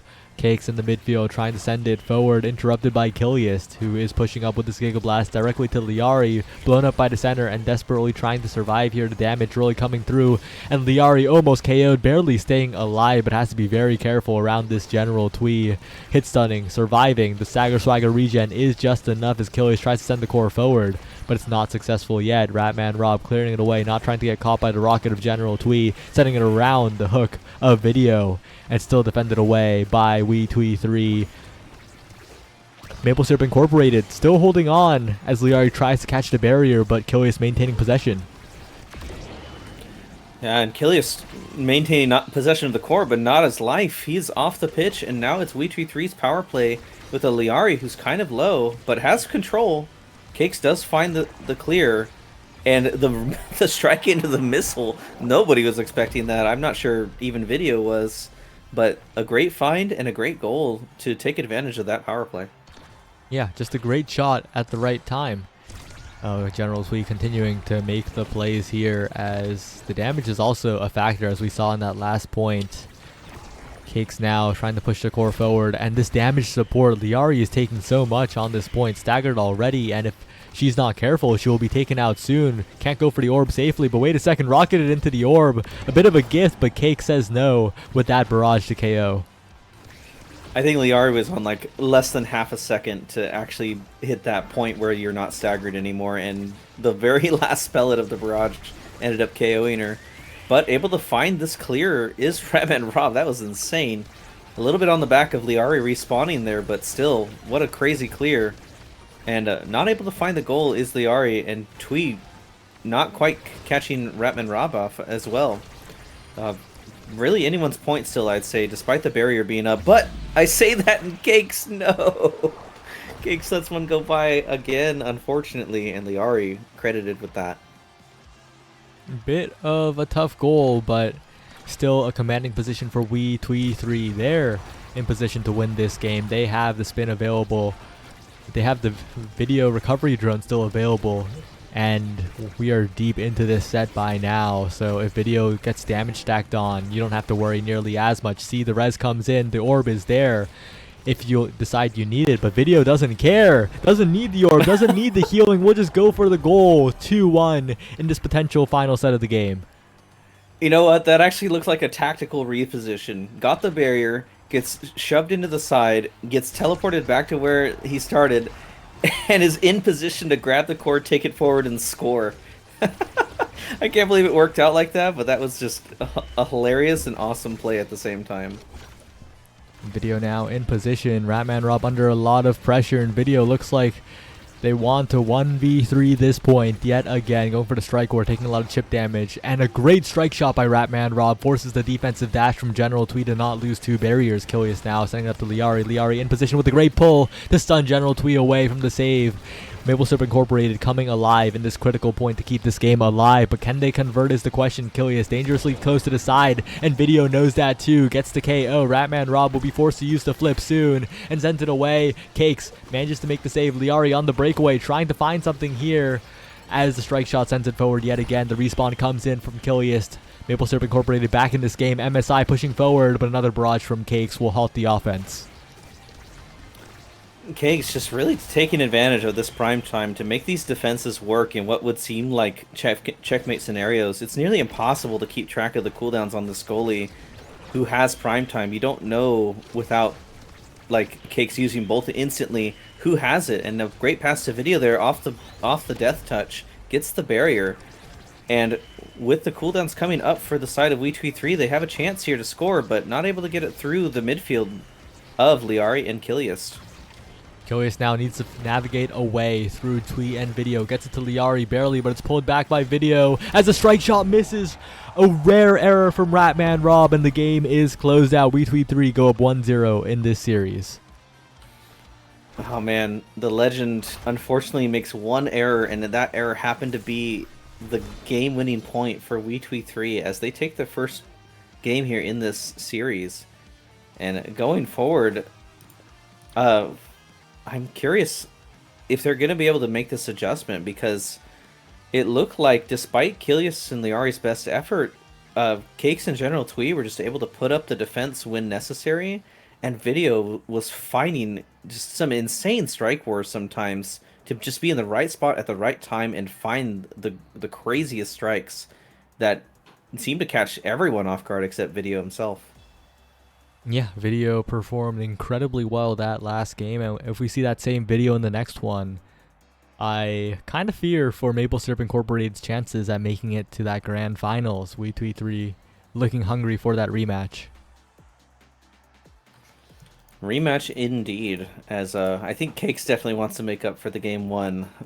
Might have been Sleepy Cakes, possibly, but they still have another game to go through. They still have another map to go through, as I believe, what was the second map again? Oni Village? Yeah, and Oni Village is the Maple Syrup pick, so they would be favored a little bit to make that one. Especially with the Luna pick, right? Luna not necessarily the greatest on Oni Village, but I mean, we've seen plenty of players make Luna work very well on that map, especially with her ability to reposition to kind of make up for the fact that she's not the fastest character. So just having those tools at her disposal makes her still very relevant in the midfield position, if maybe not quite as relevant as other characters. Yeah, and now that we're heading into Game 2 on Oni Village, any expectations from each of these teams? Of course, Ratman Rob most likely going to be put on Atlas duty unless that's banned away, but I highly doubt it. I think We23 were able to get past it, so they'll probably choose to ban away a different midfield pick. Actually, hear me out. Ratman Rob absolutely loves Drakkar goalie on this map. And if it's anything that helps Drakkar in the Awakenings, I would almost guarantee he pulls it out here. So if Cakes and them are knowers, they might go for that ban. I don't see that being ban worthy, if that makes sense. Plus, I think Cake's team is just going to be the team that just decides not to ban anything anyway. As far as Maple Syrup Incorporated, what do they ban next? Do they get rid of General Twee's Luna? Do they get rid of Video's Aimi? I mean, that is the advantage of having 3 players who are very strong on specific picks, is you can't necessarily ban them all It's out. Although heavy you impact can. start. It's heavy impact start. Ratman Rob. This is your Ratman, moment. This is your it's your moment for moment. Drakkar. He might go for the Drakkar, but he is hovering the Atlas. I kind of hope he brings out the Drakkar because I know he It's loves Drakkar Drakkar time. goalie. It is Drakkar Now is your time. moment. Load up those shells, The my Atlas boy. ban. The Atlas fan even. Now is your Load moment. This is your load up those time. shells, boy. Malicious intent is coming your way. There are demons to be slain. Lock that Drakkar Will the in. Drakkar come? Drakkar right. No. Yes, yes, yes. Yes, we got it. The legendary Ratman Rob Drakkar goalie. He absolutely loves this pick on this map, and this is a wow. Look how many projectiles are coming the way of We2E3 with the Kilius on the Kai and the Ari and the Estelle. I mean, effectively mere comps if Ratman Rob is running like Aimi goalie in a way. This is the good timeline. If Asher was locked in, that would have been the bad timeline. But we are here, the Ratman, Rob, Drakkar with heavy impact. Okay, wait a second. It's a little caught off guard. That's okay. You know, sometimes you got to give away some charity barriers. It's fine. But I will say, I think Ratman Rob actually picked that Asher just to troll us a bit, and that's totally something he would do too. And unfortunately, one thing that Drakkar does struggle against is when he gets kind of blinked on by people with multiple blinks. So We2E3's composition could be a little bit of a thorn in Ratman Rob's side. But if Ratman Rob's able to pick up any cooldowns, it's going to be very difficult for Twee and Video to score here, I think. So the thing that confuses me here, though, is the ban strategy from MSI, because they banned Luna, right? It is Oni Village. I feel like it would be better to leave Luna up and ban the Aimi of Video. And then you put We2E3 in a bit of a tough spot, right? Because General Twee probably wants to play Estelle on this map anyway. It's that sort of thing. Yeah, I know Twee has played Luna on this map before, but I think in general Twee would rather play the Luna on this map, like you said. So I would tend to agree with you. Try and get rid of Video's Aimi. But at the same time, Aimi score is not exactly the greatest thing on this map either, right? Not the great... Oh, wow. What a shot from the Ari, and unfortunately, Cake's just a little too slow to grab that save. What were you going to say? Yeah, that too. But Video is quite proficient on this Aimi, right?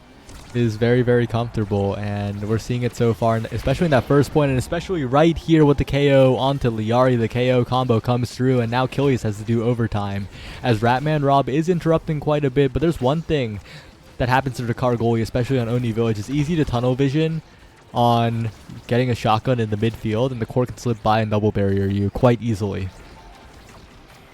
Indeed it can, and I think we saw it there, right?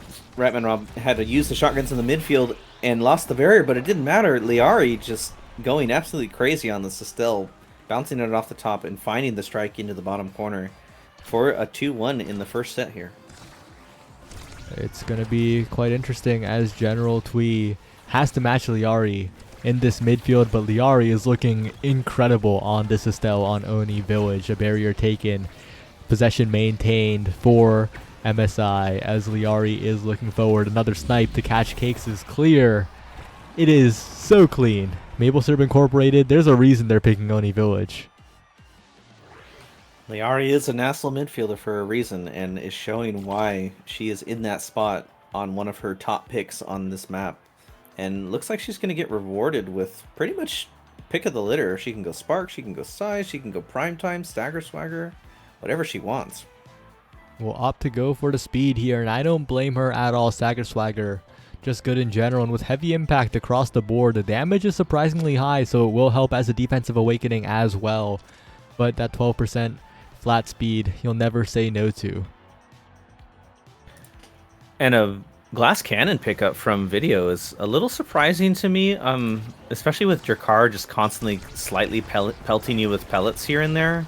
But I think speed in general on this map is the way to go. But wow, we're seeing the Oni Village KO meta come out right now, as every single ability was just dumped into Liari, and she was taken off the pitch almost instantly.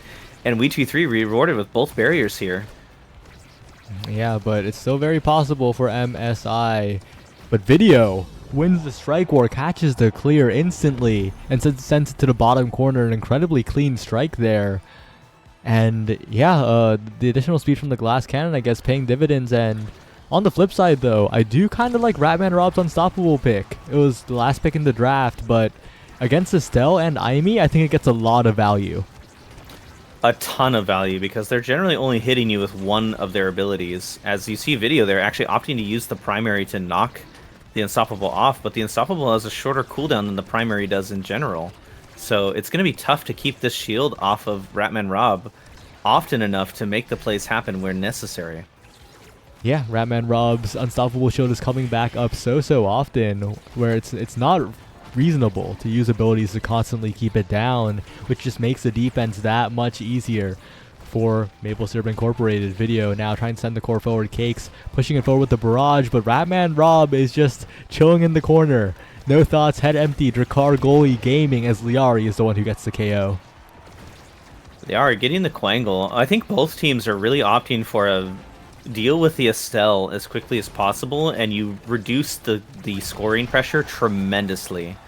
And it looks like this game might just come down to which Estelle can stay alive longer and make the plays happen more often. But we do have to know that that's the second flip that Video has whiffed on a near miss, where MSI members have been very active in just clearing it away. So that could come up really, because not getting flip value is kind of huge in these close games where everything is going back and forth. You need every flip to count. And if your flip is being baited so simply, then the opposing team is probably going to get that goal. We'll see if Video can make that adjustment, because like you said, both of these teams aren't the best, don't have like extreme scoring potential like a brawler might have. And so they're really going to need to take advantage of any flip they get. And with no energy awakenings around anymore, it's going to be even more difficult to make these flips come out and be proper. And Ratman Rob with an absolutely insane strike shot to save the second barrier. Almost a little showboaty. Yeah, looking quite magical. You didn't even need to save two barriers there, but Ratman Rob doesn't care. Two barriers will stay up, and he continues to make the saves. The unstoppable still up doesn't even matter. Another point for Liari, who has been dominant as the scoring Estelle.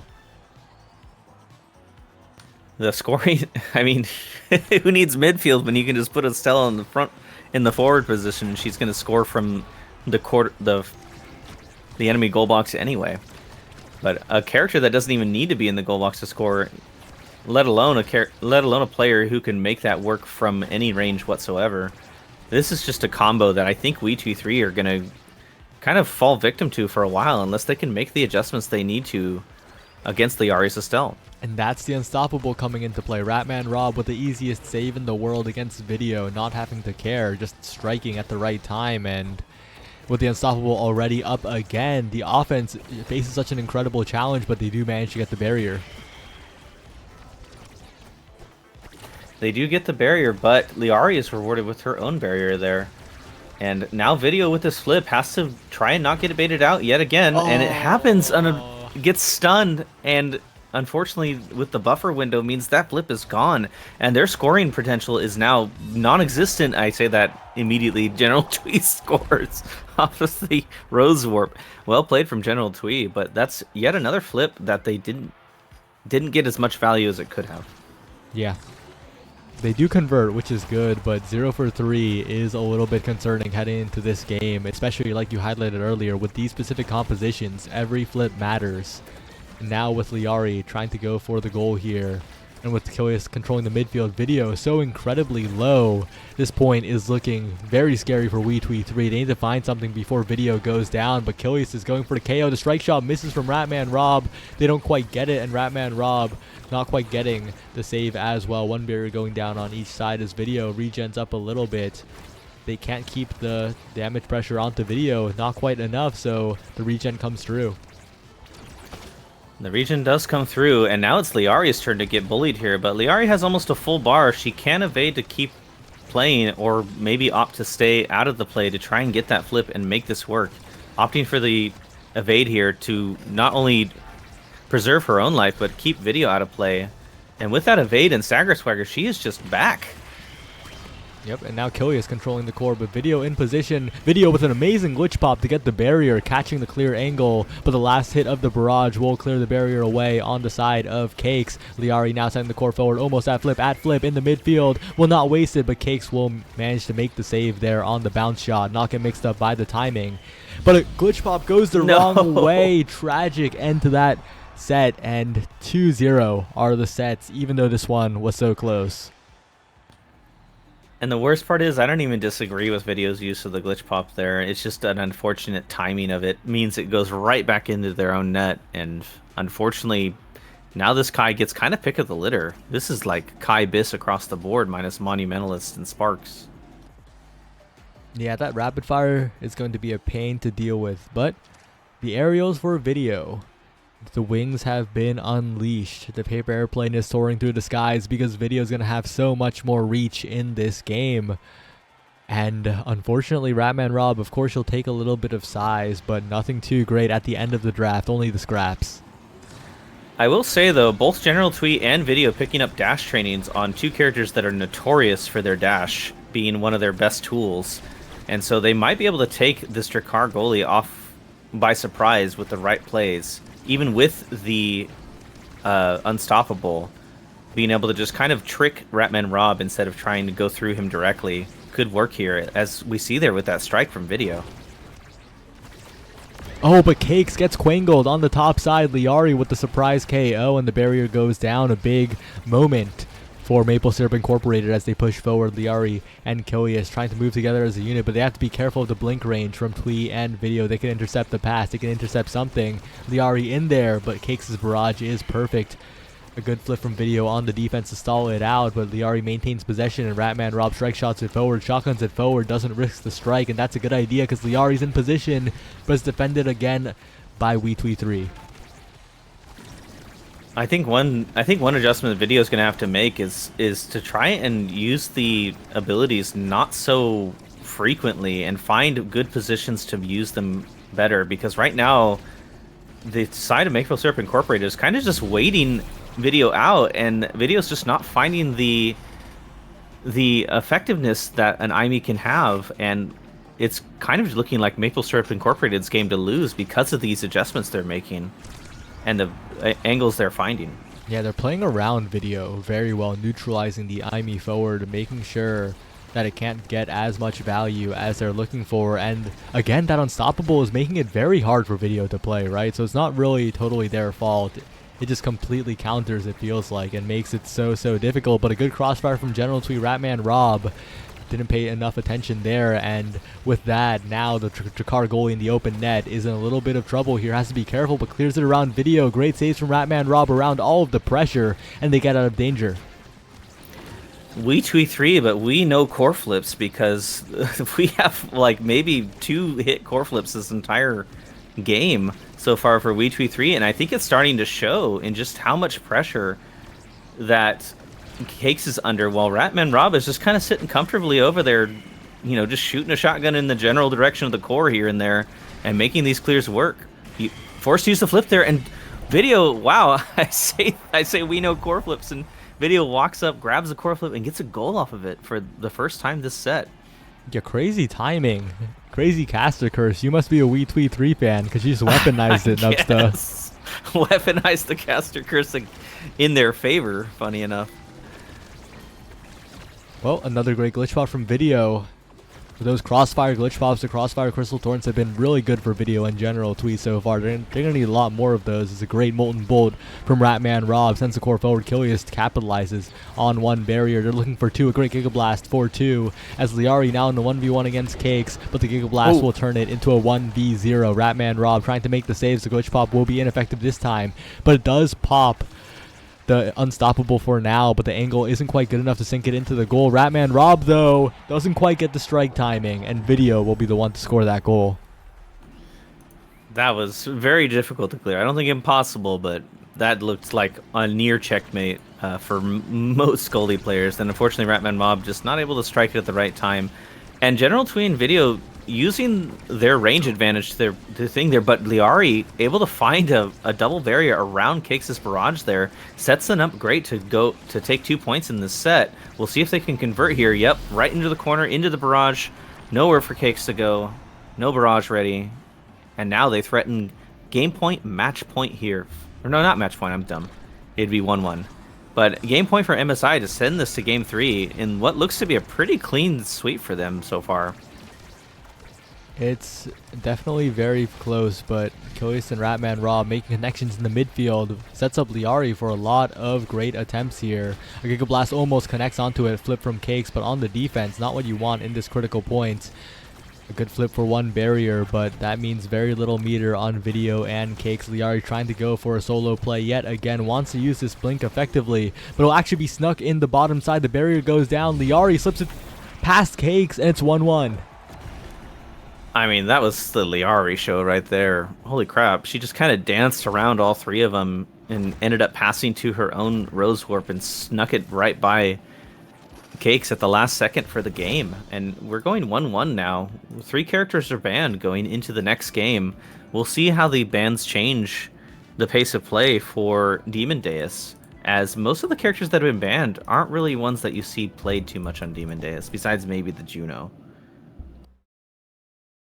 Yeah, it's going to be definitely very interesting, as a lot of it really hinges on the next ban, right? The next bans as well. Especially because you can, like I said earlier, you can almost treat it like a standard game, because Atlas, Luna, and Juno are currently off the table. But Luna isn't played all that much on that map, although General 2 would definitely play it. And Juno's not played all that much on that map, except with certain starts. Of course, Cakes would play it. And Atlas, I don't really see Atlas on Demon Deus much anymore, because it feels like it's just too easy to KO people on that map. And Atlas ult is just not up often enough to make that big of a difference, when you can just pick somebody like Now and make sure the KOs don't happen in the first place. So really, I think the bans are going to be pretty standard fare as compared to trying to like line up the bans with what you've banned earlier. Definitely makes sense as we head into this game 3.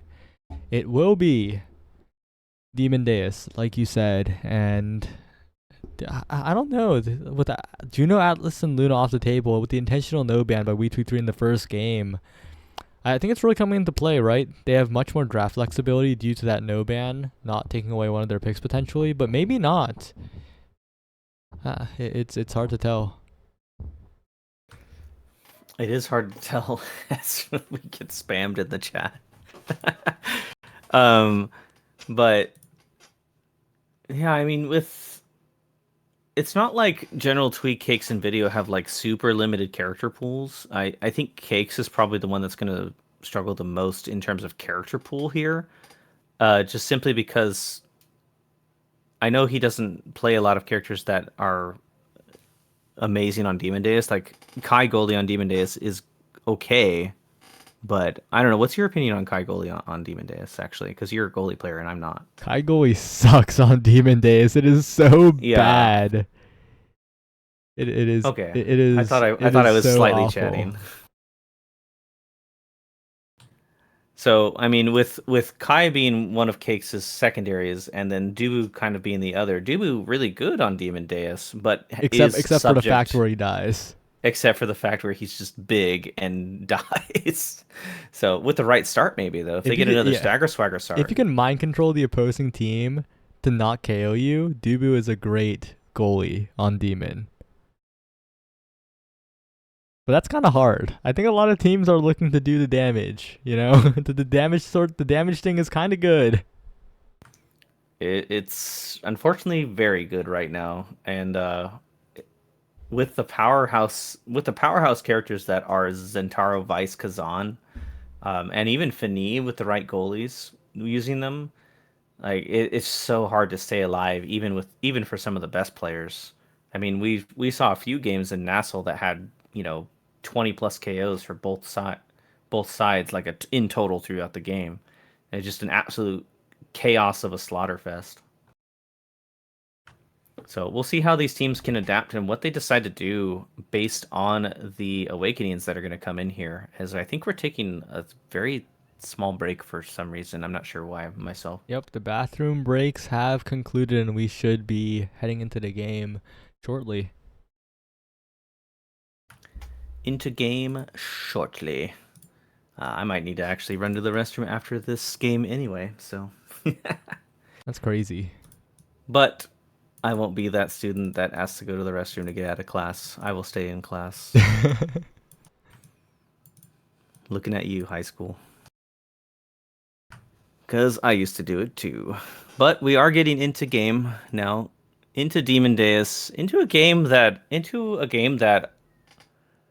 it's kind of funny because a lot of these players don't play like super heavy Demon Deus characters, right? I don't think Liari or Kilius really plays Zentaro all that much, if at all. I think Liari plays Vice, and I know Video plays Vice, but neither goalie really plays Fini. It's gonna be kind of a strange one, I think. I think we're gonna see some really interesting compositions come out here. Vice and now taken off the table. Yeah, I think Vice might have been the Liari pick if it had been left up. So wait, but it was Vice ban on Maple Syrup, right? Maple Syrup banned Vice. And Maple Syrup Van Vice because Video is kind of an IME Vice 2-trick in a way.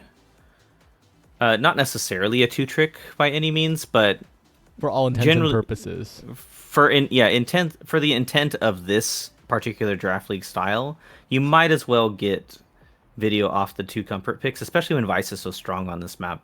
And I believe that is a Fini on Video here with Kai Goalie and General Twee on the Zentaro. Zentaro General Twee. Now, is that something you've ever seen before, Saya? That is not something that I've really seen before. Huh. We are Zentaro fanboys right now, as both Liari and General Twee on Zentaro, and I don't think I've seen either of them play this character. Oh no, Cakes with the own barrier there off the goal gates, and open goal already for the side of MSI, and this core has spent basically 90% of this match on the right side of our screen, with the first barrier finally being taken for We2E3. Yeah, and if there's one thing that I can comment on, it's that I really like the goalie pick from Ratman Rob. It was a missile prop start, so you can pick the Drakkar without any fear, and I've actually been picking Drakkar goalie a lot on Demon. It is by no means the best pick, but it is still pretty comfortable to play. You had empty shotgun just like on any other map, and with that missile propulsion, Ratman Rob has so much space to be that third midfield presence, giving Liari an opening to get the goal. And both Ratman Rob and Cat Kupo love getting a missile prop on their goalie picks because they can strike shot from across the map, and they have that timing down to just find the sneakiest strike shots to either dime up their forwards or just get a goal sometimes. So I think we're going to see that come into play a lot this game. But the damage is coming in. Video doing a lot of damage back in general. Tweet converting onto the barrier. Kilius not long for this world. So is Liari. They got to survive, but it's not looking too easy. But a great flip from Ratman Rob will take the pressure away for a moment. And that could be General Twee the one being KO'd, but not quite yet, as Cakes is the one who pushes forward to get the KO, but at the cost of one barrier. Ratman Rob has to be careful here, though, but the barriers are completely traded. Ratman Rob low as well, though, and Liari there to help out on the defense, but The stagger bars are looking dangerous, and Ratman Rob will be hit stun. General Tweed looking pretty good on this Zentaro so far. Surprisingly, yeah, I did not expect General Tweed's Zentaro to actually have. I mean, I like to joke about how Zentaro is kind of like the no-brain character, but that character takes quite a lot of mechanical skill. Unfortunately, mechanical skill means nothing when you run into a magical maelstrom and eat it to the face like a Twister movie. But yeah, General Tweed's Zentaro just doing quite well here, as both Zentaros now being taken off the pitch, and anyone's point though, because the barriers just really are not following this point so far. Yeah, Ratman Rob on the defense looking quite good, but Video maintaining possession. Finally, it slips over to Cakes, who clears it around the world, and Kilius trying to maintain it. Another Molten Bolt will slow the team of WeTwee3 down. And once again, the Finny special comes out. The big finish, though, doesn't connect with the core, doesn't quite get any barriers, and Kilius and Liari are in position to score. But another barrage from Cakes. This guy has barrage every time it's necessary, it feels like, continuing to make the saves. We see the Drakkar coming in right now, basically being the midfielder with double forward. Being able to shoot the core back forward is catching both Video and General Tweed off guard sometimes, and setting up Liari and Kilius for just perfect scoring positions. Flips traded now from Kilius and Cakes, and an unfortunate own barrier there from Ratman Rob. But Liari, a dribble off the top, breaks Cakes' ankles and just says, nope, it's my point to win, and takes the point for herself. Well played by Liari, and going in to try and make this a set win, trying to convert this, because the first draft matters so much with these comps, featuring a lot of characters you wouldn't normally see on a map like this, but Video is in the perfect place to receive that big finish, and gets both barriers down. And General Tweed now with the flip from Video, but Ratman Rob is there for the save, and this point is still being kept alive. They don't want to go to a 0.5 if they don't have to. And Liari in the center, try and send the core forward. One barrier down, Liari pushing for two, not quite getting the strike war and getting KO'd. The Giga Blast says no thank you and sends Liari off the pitch. But this point, if MSI is able to make this point happen, as Achilles gets the straight shot right into the barrier and now opens it up, and if this point goes the way of MSI, it's on the back of Ratman Rob's earlier play, calling out Video's core flip and just easily striking away what should have been a very easy point to make. And great defense coming out here from Ratman Rob, and it's the slice and dice, or the Oni's blade, catches Cakes off guard, bounces it off the bottom edge, and gives them the set there.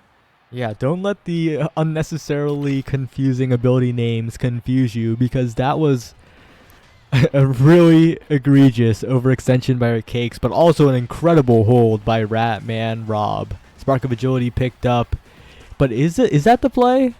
Like, Spark is incredibly strong here, but you have team player available, you have Hotshot available. I feel like you're kind of giving up a lot of power to the other team. 1-2 punch and twin drive passed on over, and I don't know. I just don't think that Spark of Agility was the play there. Yeah, I mean, if I want to chat it up a little bit, right, the Finny's only realistically good picks there were Happy Star and Hotshot. And if Ratman Rob actually took that Hotshot, then Finny would have basically nothing to work with there, besides maybe grabbing the Spark or something. But now, Finny with Hotshot in this map means she can make those positions happen with Big Finish more often, and that is a scary thing to think about. Yeah, and even despite it being a Spark start, I don't know, like, it's just not as powerful on Ratman Rob, who took that missile prop. You're giving up a lot of power to the other team, and we're kind of seeing it here with this power play. Video, Cakes, and General Tweed with a lot of room to play with, but Ratman Rob pushes all the way forwards, catches the lazy pass, and Goatman Gob, I guess. Go. I think we've gone a little too far with our nicknames here, Saya. Oh my god, as Video is just taken out, and Goatman Gob is pushing up with his team, but honestly, he's kind of been putting the team on his back for a few of these points. Yeah, Liari and Kilius continuing to put on the pressure because Ratman Rob's always there to back them up. And clearing it away from video as well. A great flip to send it around the world. Force Cakes into a hard situation. Almost getting KO'd, but still staying alive. And Kilius now trying to work up on the top side. Being taken low, but still surviving. Cakes is the one who has to be in danger now. And Liari trying to win the strike war here. Cakes continuing to drop lower and lower in terms of health. And this could be very dangerous for WE2E3. Everyone has their goalies that they enjoy watching. I have to say, Ratman Rob on Drakkar is one of my favorite. He doesn't play it textbook per se, but he just finds some really interesting things to go, and sometimes just makes an entire play happen by himself. Especially if he's ever given missile prop on the pick. It's just kind of his game to lose, it feels like sometimes. Oh, no. Unfortunately, I curse him. No, you're weaponizing the caster curse for the second time in the favor of WE2E3. I think you're a bit of a fan. Liari, though, with the core stop, trying to win the interaction, but video gets the better of her that time. General Twee now trying to send the core in, but gets taken out by the NATO of Kilius, and Liari and Kilius have so much room to play with. The Bolton Bolt will slow down Cakes if they can make a play here. But it's continuing to be sent away. Cakes with a great barrage video with a flip to slow it down, and that shotgun sent it right to video. Not what Rob wanted, but Liari gets it in front of the net. A Giga Blast what a call out to read the soul of Liari. But Liari getting one more chance. Another barrage will halt that in its tracks as video keeps the core contained to General Twee. Ratman Rob, though, continuing to send the core forward, but the shotgun will barely miss it. A flip from Kilius to the top side, but Cakes has to save. Liari now with the passive strike. 2-0 in the favor of Maple Syrup Incorporated. Cakes saving the lock runner straight shot, but unfortunately not able to win the strike war there against Liari. And now Maple Syrup Incorporated threatened to go up 2 in the set with leadership still available and or resilience. It could spell disaster, honestly, for the side of WE2E3 if they are not able to bring this set back in their favor. Yeah, it's a little awkward though because Rob's sitting on single spark, right? So they don't have a double spark chance in order to like turn this game completely in their favor. But preventing the leadership and also taking it is always a good thing. But right now, it is Liari who is taken off the map. Ratman Rob has to be the hero yet again, like he's done so many times.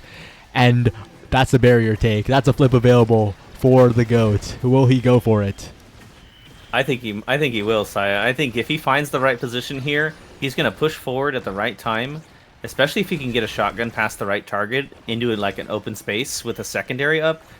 We could see the jump scare. Oh, never mind. Jump scare no longer available to Ratman Rob, and unfortunately loses the berry as well. But core in possession of Liari and just waits for the barrage and snipes it right past Cakes. Unfortunately, video not in position. Liari's been so good on these patient plays, dribbling it, waiting for the opponents to make the mistake, and Ratman Rob will not find the spark of leadership, but will take that heavy impact, I think. May even offer Spark of Focus to give heavy impact over to Liari. Oh, right, it is Spark after all. Yeah, Spark, Focus, and Agility. Now that Spark takes looking a lot better, is able to make those denies without any qualms at all, and that Among Titans for Cakes might change the game a little bit, but all I can think of is that Liari is going to have an easier time outplaying Cakes. This draft kind of just felt like take Biss and go next for a lot of characters, but I think Maple Syrup Incorporated came out incredibly on top there. Drakkar gets the cooldowns he wants. Era gets prime time, like easily one of her best awakenings, especially after the cast and chrono nerfs. And Liari gets probably the craziest awakening in the game for Zentaro in heavy impact. Basically perfect form, but not as strong, with more damage as well. So I think MSI really came away with that draft, and it could spell doom for WE2E3 if they're not able to make the proper adjustments.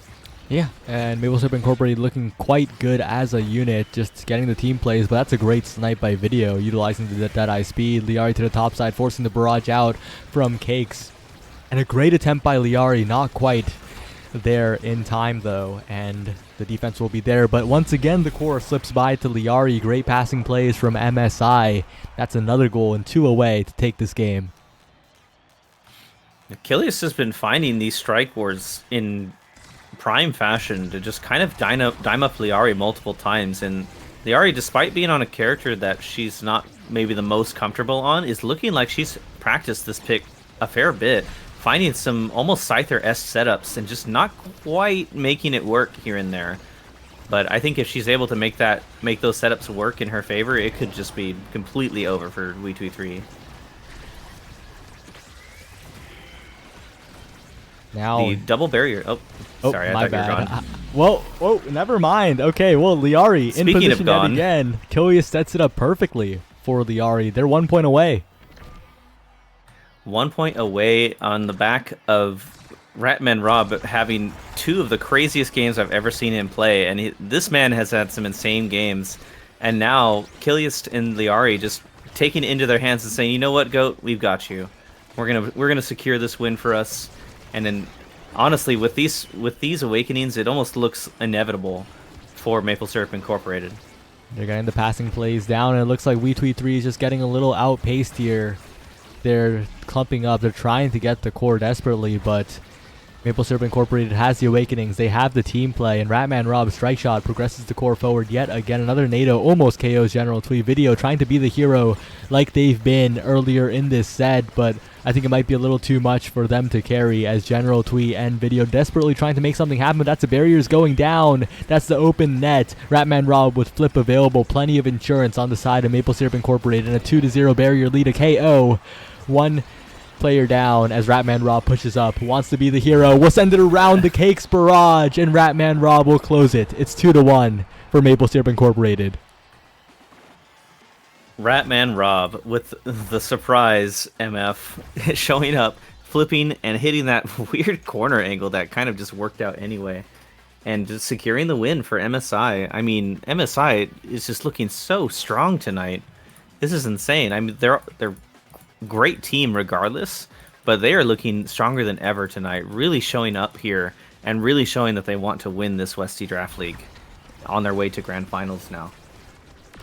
Maple Syrup Incorporated, they are looking so strong. I would not be surprised to see them win it all, but they have a Titan in their path, the Jellyfish Pirates, and this Grand Finals is going to be a banger. It's going to go long for sure, and I fear for my sleep schedule. Yeah, it might be another stay up till 6 a.m. playing Guess the Game or whatever that game thing is called. Well, now's a good time as ever to take a little bit of a break, right? Yes, please. Maybe go to the bathroom. Oh wow, I didn't even see your ping, and I just said that. I just typed it right when you said it, so. Well, we'll be right back in around 10 minutes, and we'll have the Grand Finals ready for you then. See you in a bit.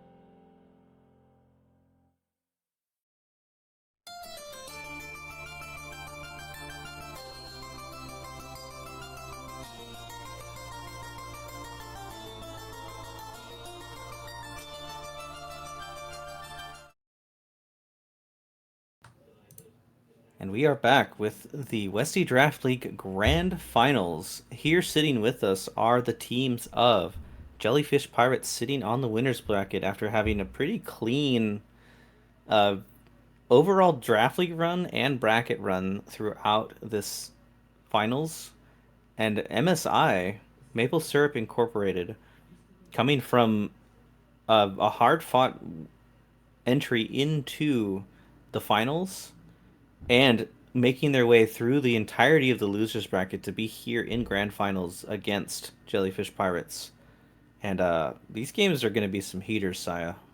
Yeah, and before we start, I would just like to shout out Westie Wednesday number 16 is happening this Wednesday. That's right, in 2 days. Sign up. I'm not even sure if the announcement's out yet, but sign up for Westie Wednesday number 16 when the announcement goes up. I saw it in the actual West Discord, but I don't think I see it in Coscord. Yeah, well, that's my fault. But we are getting into game here. The map order in this first series will be Tycho Temple, followed by Atlas Lab, and finally Clarion Core. So, a bit more daring than before, I'd say, especially with the Clarion Core pick. But we'll see what these teams opt to ban, as these players tend to have a bit more round of player rosters.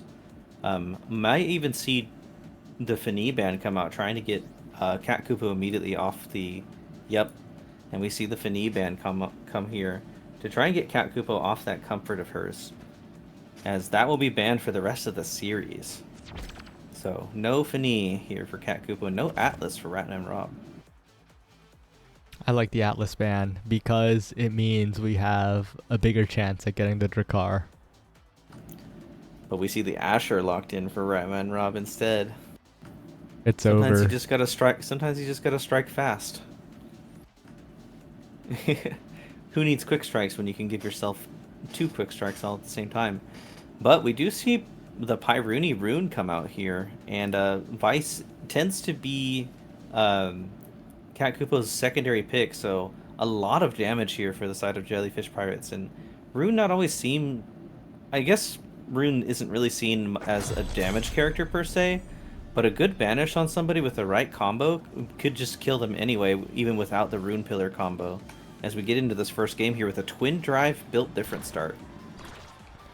Especially showing why they banned the Atlas there. You don't want Ratman Rob playing Atlas on twin drive start, and that's a great Rune Pillar from Pyruni, looking to take that barrier early. They don't get too much more off of it, but you'll take that. On the other side though, a barrier goes down, and now it's Kilius and Liari trying to push the offense, but this damage is going to start stacking up soon.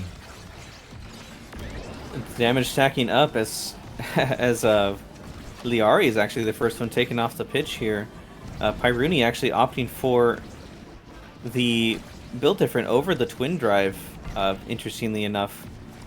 And we'll see if that actually comes into play here, because I would think that Rune would rather have the cooldowns from twin drive over the size from and slight damage increase from build different. But not able to get it past Ratman Rob. I mean, the GOAT carries on his legacy some more, as now both sides have barriers open. Yeah, and Liari in the 1v1 against Cat Kupo won it, and the top side's wide open. You got to be careful if you're Maple Syrup Incorporated, but they managed to hold on the defense. Cat Kupo now with a great pass to the unnamed Zentaro. Wait, who is that again? That is Liari. No, that's not Liari. On Jellyfish Pirates. Oh, Jellyfish Pirates. If I'm not mistaken, it should be Killmonk. Yeah, it should be Kotone.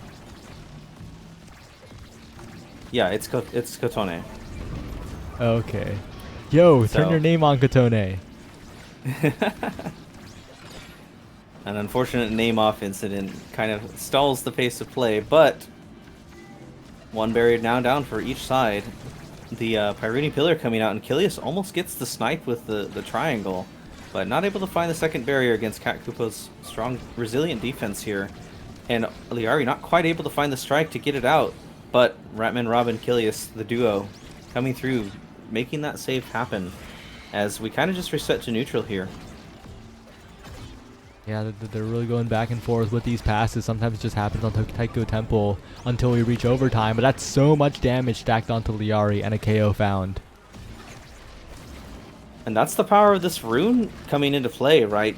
Who needs the rune banish double pillar combo when your teammates can just wait for the same amount of time and dump all their abilities into somebody and likely get a KO with the right setup and the right abilities being up.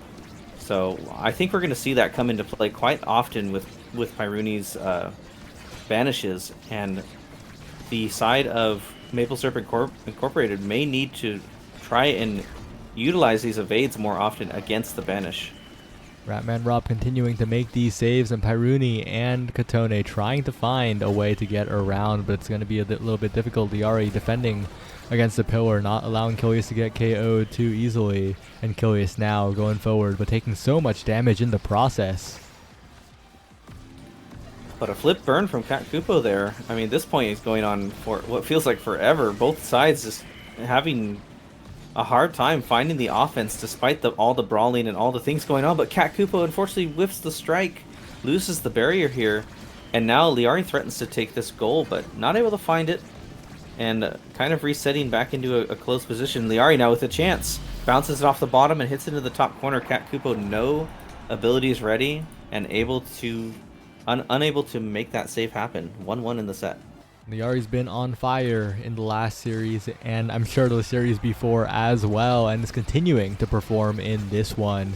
Another barrier taken in the favor of Maple Syrup Incorporated. They're going in, but that's a scary banish from Pyruni on the core. Liari taking so much damage, but healing up a little bit with the orb. Ratman Rob in the corner with the primary. The barrier beam saving the barrier for now, but Liari is dangerously low, almost KO'd. Comboed to the edge of the map, elusives away. But will it be enough to keep Liari alive? One more elusive on the board, runs away, and is unstaggered for now, but taking so much damage still, and 2 barriers go down. 2 barriers down and a flip ready on Pyruni, who has a secondary set up in the forward position to possibly receive a pass and get a nice flip on the open net. Opts to use it there, not able to find it. And with this banish, Kilius is out of the play, finds the flip, and the secondary from Ratman Rob. I thought that would hit, but it just didn't. No. And so, no save happening. Yeah, not quite there in time. Not quite enough reach as Ratman Rob continuing to try and make these saves. But I don't know. It's all about offense this game. Both offenses incredibly effective at taking these barriers, taking the goals. Stunning Ratman Rob away. Kakupo and Katone combining for 1 barrier, looking for 2, but not quite. Kakupo now trying to send it forward. So much damage onto Liari as well. If they didn't get the KO, it could be huge, and Pyruni assists in that one. Pyruni on this rune against Ratman Rob's Asher. Asher's one of those characters that can just win interactions for free, but it doesn't matter if you win an interaction if there's just a pillar sitting there on your clear that you're trying to make. And so it's forcing Ratman Rob to make, maybe less than stellar clear angles or find better clear angles than maybe he would like to take with a character that would rather just kind of hit the core forward and press primary and AFK. So the adjustments are going to need to come through, and if Pyruni is able to get any more cooldowns, it could spell disaster for Maple Syrup Incorporated. Great save by Ratman Rob, though, using that primary there as Ratman Rob continues to try and send the core forward, but while spacing away from the banish, ends up giving up the barrier. Liari's going to need to be the hero here, but Katone's in position. A good primary, but the cooldown is now gone. Good clears from Ratman Rob, but there's 3 people in your net. A bounce back. So many bounces from Katone, looking to be a bit of a dribbler here. But Kilius respawns, and the offensive play might halt soon, but they keep maintaining possession, and that barrier is still safe. Barrier is safe and not able to take advantage of the power play. Pyruni in position now with the secondary from wow, and just catches it off the Zentara ultimate and catches Ratman Rob and Kilius off guard, slotting it right between them. Basically a field goal, and with that 3rd point, they get the first set here, and Zentaro gets pick of the litter. Honestly, so many good things here. Yeah, very scary draft. A lot of size on the board, but heavy impact. Incredibly scary heading into later in this game. Will they try to pass it down to the Vice is the question. Heavy impact or Deadeye gonna fall to the Vice, and it's gonna be probably no. Interesting. So I would think that it might be a good idea to actually pick up Heavy impact on Centauro, Deadeye on Vice, and try to pass Spark of Leadership down to Pyruni. But that's the direction they go for, and I can't say I'm too, I guess, displeased with that one, because you still pick up a lot of power, and Kotone has a lot of capability to scale out of control. Not to mention Deadeye, right, kind of acts like a pseudo hotshot for core speed for Rune, right? When he's just away from his pillars, they're going to be hitting that much harder and making the core go red whenever he wants, pretty much, at this point. So, in a way, it's kind of like getting your 1-2 puncher hotshot as Pyruni actually hitting it back down there instead of straight into the goal. Not sure if there is anything that could have saved that, but opting to try and find the play and make the more guaranteed goal happen. Liari now with the follow-up, getting one barrier, looking for two, but saved away by Pyruni and Kakupo. A bit of a combination on the defense here as Kilius takes 1,000,000 damage. And Banish onto the core, trying to set up a pillar, but stuffed away by Ratman Rob. Finally, Kilius goes down. Kotone low as well. Pyruni trying to dribble as Kotone trying to catch the core. Ratman Rob has the strikes, but there's no open angles. Kakupo spawns into the center, and the only way left is down right into Pyruni's loving arms. Yeah, I mean, that was a crazy find from Ratman Rob, though, to notice Cat Kupo's secondary, notice that she was going to try and go for the up clear, and deciding to just kind of take his chances to see if Pyruni was aware, and unfortunately Pyruni was aware and made the goal happen, but I still think that could have been an insane play from Ratman Rob at the end of it all. But that is a dead Liari off a single primary from the heavy impact Vice. I mean, kind of a good training on that character. Just a little bit as Kilius tries to send the core forward, but Kakupo has plenty of room to work with Ratman Rob pushing up, getting the flip, but interrupted immediately by Kotone, not getting any value off of it. Now Kotone with the flip available, trying to get this barrier here. We'll probably try to save it though for a later attempt, and Pyruni now with a pillar set up. Clear angles, blocked away from Ratman Rob. A flip from Kotone will take the barrier now as Kakupo sends it down to Pyruni. Pyruni now with the pillar set up, but Liari in position this time. The barrier taking a chance for Maple Syrup Incorporated if they can get the score up to Liari. Unfortunately, the core is on their side of the net right now with their goalie banished and the passing plays coming out between Pyruni and Kotone, and they're just able to make it work, getting around the defense of Kilius and Ratman Rob. And it's looking like a good Jellyfish Pirate sweep right now. Maple Syrup Incorporated need to find their footing and see if they can come back into this game. They're definitely trying to here as Kakupo is in the midst of everybody, though. It's looking difficult for Maple Syrup Incorporated. The Jellyfish Pirates look very coordinated, and of course Pyruni on the rune, a bit of a menace as Kotone sends the core forward. These banishes have been very, very difficult for Maple Syrup Incorporated to deal with. Pyruni's always in the right place, banishing a key target, causing them to panic, causing them to make mistakes. And despite having a now, Maple Syrup Incorporated is just in getting KO'd left and right, not just from combos like that, but also from just sheer damage piling up from the Zentaro, from the rune. I mean, look at that. Sometimes Pyruni's even opting just to use pillars for straight up damage, as opposed to any sort of like zone control. So it's been tough for this now, who generally is seen as a character that is nigh unkillable sometimes. Pyruni now in the bottom corner, trying to set up a pillar, perfectly set up to take the barrier. Another one set up to block the angles. Kakupo in the perfect place at the perfect time. 3-0 Jellyfish Pirates with a commanding lead here. But who's going to get MVP? Perfect. I mean, Kotone getting it is absolutely perfect because there's a spark right there on the board for you to take. But will you take something else is the question. Because although it is spark on leadership, it might be better to take quick strikes. Or rapid fire. Opting for the spark anyway, though. I don't know. Quick strikes is probably going to fall to Kilius here, but will it be the difference maker for her now, who's barely been able to stay on the pitch for longer than, you know, half a point or so? I'm not sure. Does the energy really matter when you have to evade too much, or is the energy the difference maker to allow you to keep evading more often and stay on the pitch longer? Now, I was honestly more scared of quick strikes falling to Ratman Rob on the defense, because there's a lot of situations where Rob is almost saving everything, but just doesn't have the strike cooldown up to continue striking, especially past the rune pillars. But honestly, I'm kind of overestimating it. It's leadership. The scaling is really coming in for Jellyfish Pirates, and even if they lose, they are in a commanding position still. So they're in a good position all around in this draft. And it just feels like one of those win more moments, right? You have leadership, but you're still up 2 sets.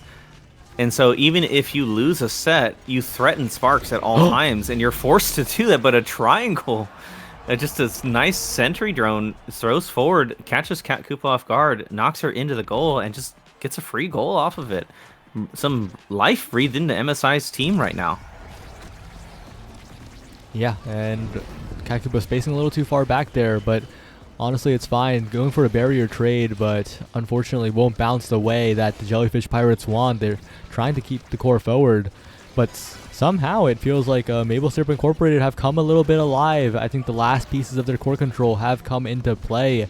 Kilius and Liari a little bit more comfortable in the midfield, but Liari dead, so can't really feel any emotions for a few more seconds. There's no feeling of emotions indeed, as the Glass Cannon has actually been paying dividends for this to Zentaro, but unfortunately it's not enough to keep Liari alive.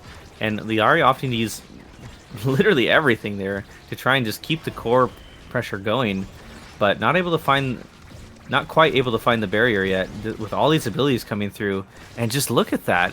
They're just hitting wall after wall after wall against the team of Jellyfish Pirates. Oh, flip burn from Cat Koopa, but Liari incredibly low. Can Liari find a miracle here, or will she just be KO'd? The orb is coming up, the elusive available, and will heal up back. But Liari hasn't really been able to do anything for the past few seconds. The forward of Maple Syrup Incorporated neutralized for the most part, and if Kotone can push up to try and create a play. Oh, the pillar is allowed to fully form, and the barrier is saved yet again. Saved again, but a Dorito gets the barrier there, and unfortunately barrier's traded. Ratman Rob forced to use the flip here against the power cord coming from Cat Koopa, and just passing plays from Pyruni to Kotone.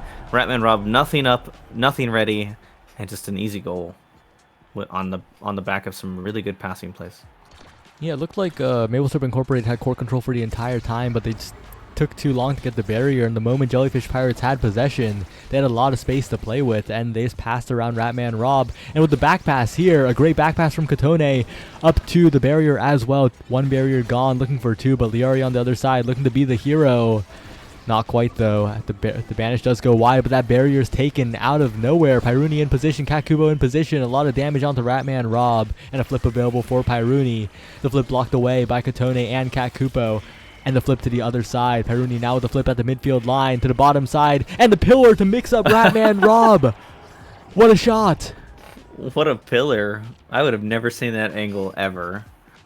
And Pyruni just lines it up perfectly to hit it back into the top corner off of a pillar that had been placed a solid second and a half prior to that position even being obtained. So that was just insane play by Pyruni, and why people banned this rune off this player. Now with the meter available, Kotone can do a lot of work here. All they need is one more point. They don't need to care about wasting meter on this goal, on this barrier, because all they need to do is convert, and with Ratman Rob banished, the barrier goes down. Barrier is down. Kotone with the flip here, not quite able to find the possession here, as MSI is able to keep it away, but Kotone actually opting to come all the way back a number of times here, and a pass up to the secondary from Cat Koopa, who's there in position and receives and slaps it right in and takes the win. 3-0. Jellyfish Pirates over Maple Syrup Incorporated. Very, very well played in that game. The Jellyfish Pirates looked very dominant. They looked in control all the way through, and if I don't know, like, the Finny ban is good, right? You don't want Cat Koopa on that pick, but then the next ban in the next game is so predictable, right? You have to take Pyruni off this rune. He is performing so well in these games. And additionally, right, you run into the problem of, if it's just a ridiculous rune start and you're trying to, like, maybe get Cat Koopa off of Vice or something, or like more comfort picks, and it's a ridiculous rune start, Pyruni could probably just 1v9 with the right start. and the right drafts. And you can't let a player of that caliber sit in that comfort position for too long. So you're, like you said, you're forced to ban Rune in this regard to avoid scenarios like that. But that leaves Cat Kupo and Katone open to just do whatever they want. And Pyruni has a large enough character pool that he doesn't care. Like, you can ban his Rune. He's still going to find ways to use whatever character he wants to his advantage. So it's kind of like when teams have to ban J-Dog's Juno, right? If you let J-Dog have that Juno, he has a good chance of taking over the game. So you have to give that respect to the player, and unfortunately that means they have to not necessarily waste one of their bans, but it's rare that you actually want to ban Rune, right? Yeah. Rune, definitely not the strongest character in the game at the moment, so a hard ban to swallow in some cases. But we're going to be heading to game 2 shortly. Indeed. And game 2 is going to be on Atlas Lab, so going back to the lab. You know, the children yearn for the labs. Get those science projects rolling. Sometimes you just have to, you know, let the kids mess with the cosmic reality of space, and maybe they'll learn, maybe they won't. Yep. Looks like we had somebody leave and come back, but they have arrived back. No swaps for players so far. And I think maybe a couple either having like a powwow or maybe using the restroom. But just a little bit of a break here as we wait for the players to ready up and get into the second game. Oh no, that's right. Kotone was actually turning the name on. That's why Kotone left. Yeah. We should be heading into this game 2 shortly. And it's going to be an interesting one. I'm not quite sure how this matchup will go on Atlas's Lab, but I have to think that it'll be pretty similar, right? The compositions, of course, minus the extra bands, will be pretty similar, I believe. So all I wish is that we see the Drakkar again, because I believe in Ratman Rob on the Drakkar. I mean, I'll say it. They lost that game because he wasn't on Drakkar. Chatting. Ratman Rob's Drakkar is just honestly fun to watch, and the man holds it down with the shotgun. You know, sometimes when you're striking something with your feet or your hands, you just gotta shoot it with some 12 gauge instead. Or whatever the heck Drakkar uses. Probably some energy ammo or something Halo-esque. All right, we're heading right into game 2. More bans on the table, and I'm wondering what we're gonna see here. Probably the Rune being taken away from Pyruni if I had to guess, but maybe they have a different read. Starting Awakenings are Deadeye and Fight or Flight. They're gonna take away the Vice. They don't want to play against Deadeye Vice. Yeah, very few people want to play against Deadeye Vice. But also, I think they're just targeting Cat Kupo in general to make her feel uncomfortable on certain characters and make that goaling job a little harder for a goalie who's been seeing incredible improvements lately. And so trying to get her off of her comforts allows MSI to kind of dial up the pressure where they can. But I think Cat Kupo's been working on a couple other characters as well. And I think the Aimi might be one of them. Yeah. As we see here. And with a Luna on board, this damage from the Jellyfish Pirates might be a little bit of a concern, especially with the Now and the Atlas, both healing characters denied from Maple Syrup Incorporated. If the scaling comes in for Pyruni and Cat Kupo, and of course Katone as well, this could be a very scary game for the, Maple Syrup Incorporated. I think it's already a scary game simply because of Deadeye Luna against a team that doesn't really have a way to answer back with the damage. So it's really going to come down to, can Jellyfish Pirates avoid the damage get what they need to avoid the damage and prevent the damage from becoming too powerful?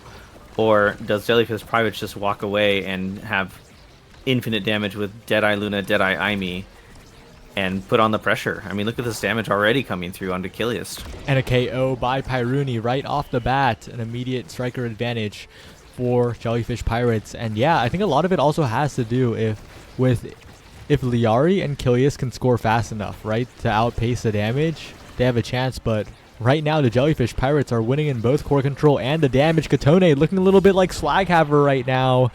They're both Tony after all, and with those dribbles, getting the first goal. Sometimes you just need some double Tony action to find the right strike at the right time, and sometimes the right mix-up is just striking it once more into the wall, as Pyruni just obliterates Liari there. Kakupo lets the core slip by, but has a flip for insurance. Up to Katone with the spin. Ratman Rob makes the saves, though. Keeps the barrier alive, but a flip is there. But it's successfully defended away by Maple Syrup Incorporated. They keep the defense alive, but a Firewall Sentry will buy a lot of time for Kakupo on the top side, keeping both barriers up and allowing much more freedom in when she blinks forward. Katone now trying to push forward with his fight or flight speed. But Liari in the midfield lurking, trying to find a big play. One barrier doesn't even go down. Liari will finally get one, but that's not two, and Pyruni and Kakupo are pushing forward. And there's something to be said about this damage, right? Because damage not only has striker control in keeping people off the pitch, but it's also energy control. Because you're forcing... One team is, in this particular case, is going to be forced to evade a lot more than the other. And so the energy economy is just going to be in shambles for Maple Syrup Incorporated versus Jellyfish Pirates, who really just don't care.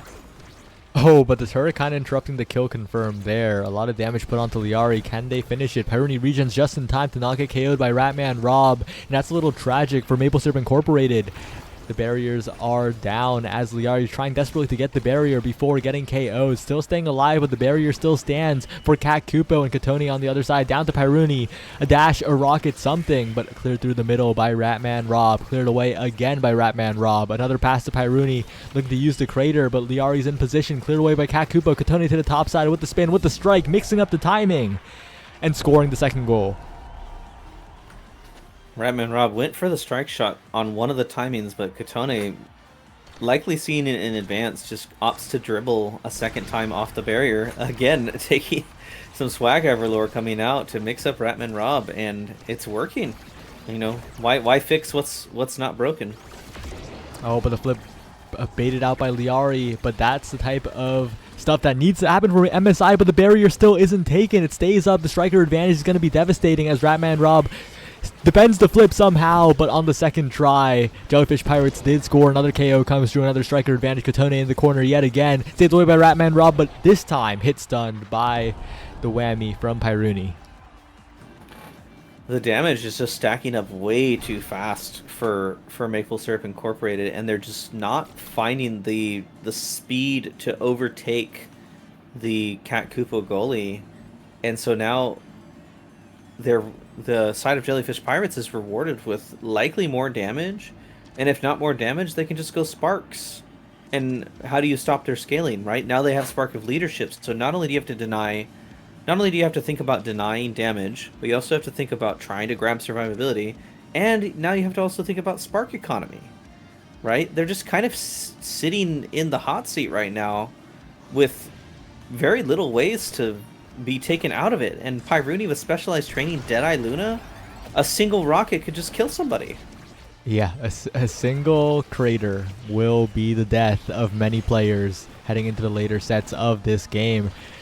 I guess a consolation prize is that Ratman Rob missile propulsion, making it much easier on the defense like we see right there, but that's just so small compared to the additional damage. Ratman Rob already staggered, almost taken out, and if the goalie goes down, it's going to be so difficult to play. But Liari taking a barrier. Katone now has to be the hero against two, as Liari almost gets KO'd. Bounce around the entire world, but the KO isn't confirmed, and Liari almost in position, but a great blink by Kakupo will prevent it. Missing two of these confirms now means that MSI have a chance to make this goal, and Kiliast is there with the speed, intercepts the pass from Cat Kupo and gets the first goal. of this set or of this game for Maple Syrup Incorporated. If they're not able, if Jellyfish Pirates are not able to make these KOs happen fast enough, then the sheer speed that Era and Rasmus are going to have with Fight or Flight could just overtake.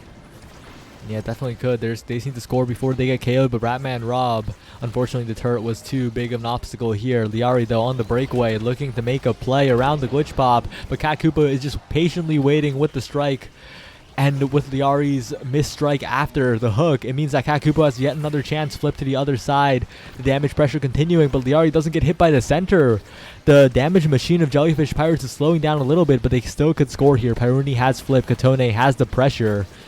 Looking for a pass, looking for a flip, looking for a dribble. Pyruni goes in to try and KO Liari, and Liari is staggered now. But Kakupo's barrier is taken by Liari yet again. The Firewall Sentry will defend it away. Pyruni in position, and a hook by Katone. A flip, saved by Ratman Rob's missile propulsion Drakkar shotgun. And then another strike shot into shotgun to keep it out of the corner there. I mean, Ratman Rob is just going crazy. Unfortunately, just slightly mistimed both the Death Touch and the shotgun from Liari and Ratman Rob. Gives that goal over to Kotone. But they're finding the defense despite the damage coming their way. I mean, the level difference is massive right now, but it doesn't feel like it in what's going on the actual board with the amount of pressure that Liari and Kilius have been able to put on Cat Kupo and the defense that Ratman Rob has been able to make against Kotone and Pyruni. Kotone now has to find a way to keep the core away because Liari is a bit of a menace.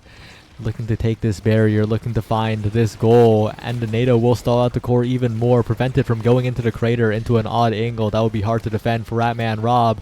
The damage stacking up onto Liari. They know the target, they know who to put the damage on, but the core shields Liari, and with that whammy not connecting, Liari stays alive to fight another day. Stays alive, and Cat Kupo patiently waits out the Death Touch, kind of sitting up there menacingly, waiting to intercept the pass, but with no pressure on her, Cat Koopa was able to just wait it out and make that clear and save that barrier from the mounting pressure that was happening. And Ratman Rob unfortunately eats the crater, the weak spot of the crater, doing most of Ratman Rob's health. And Pyruni just not able to make it through with the strike and the and the core flip, but finds the secondary, headbutts the core right into the goal. Up 2-1 in the set now is Jellyfish Pirates.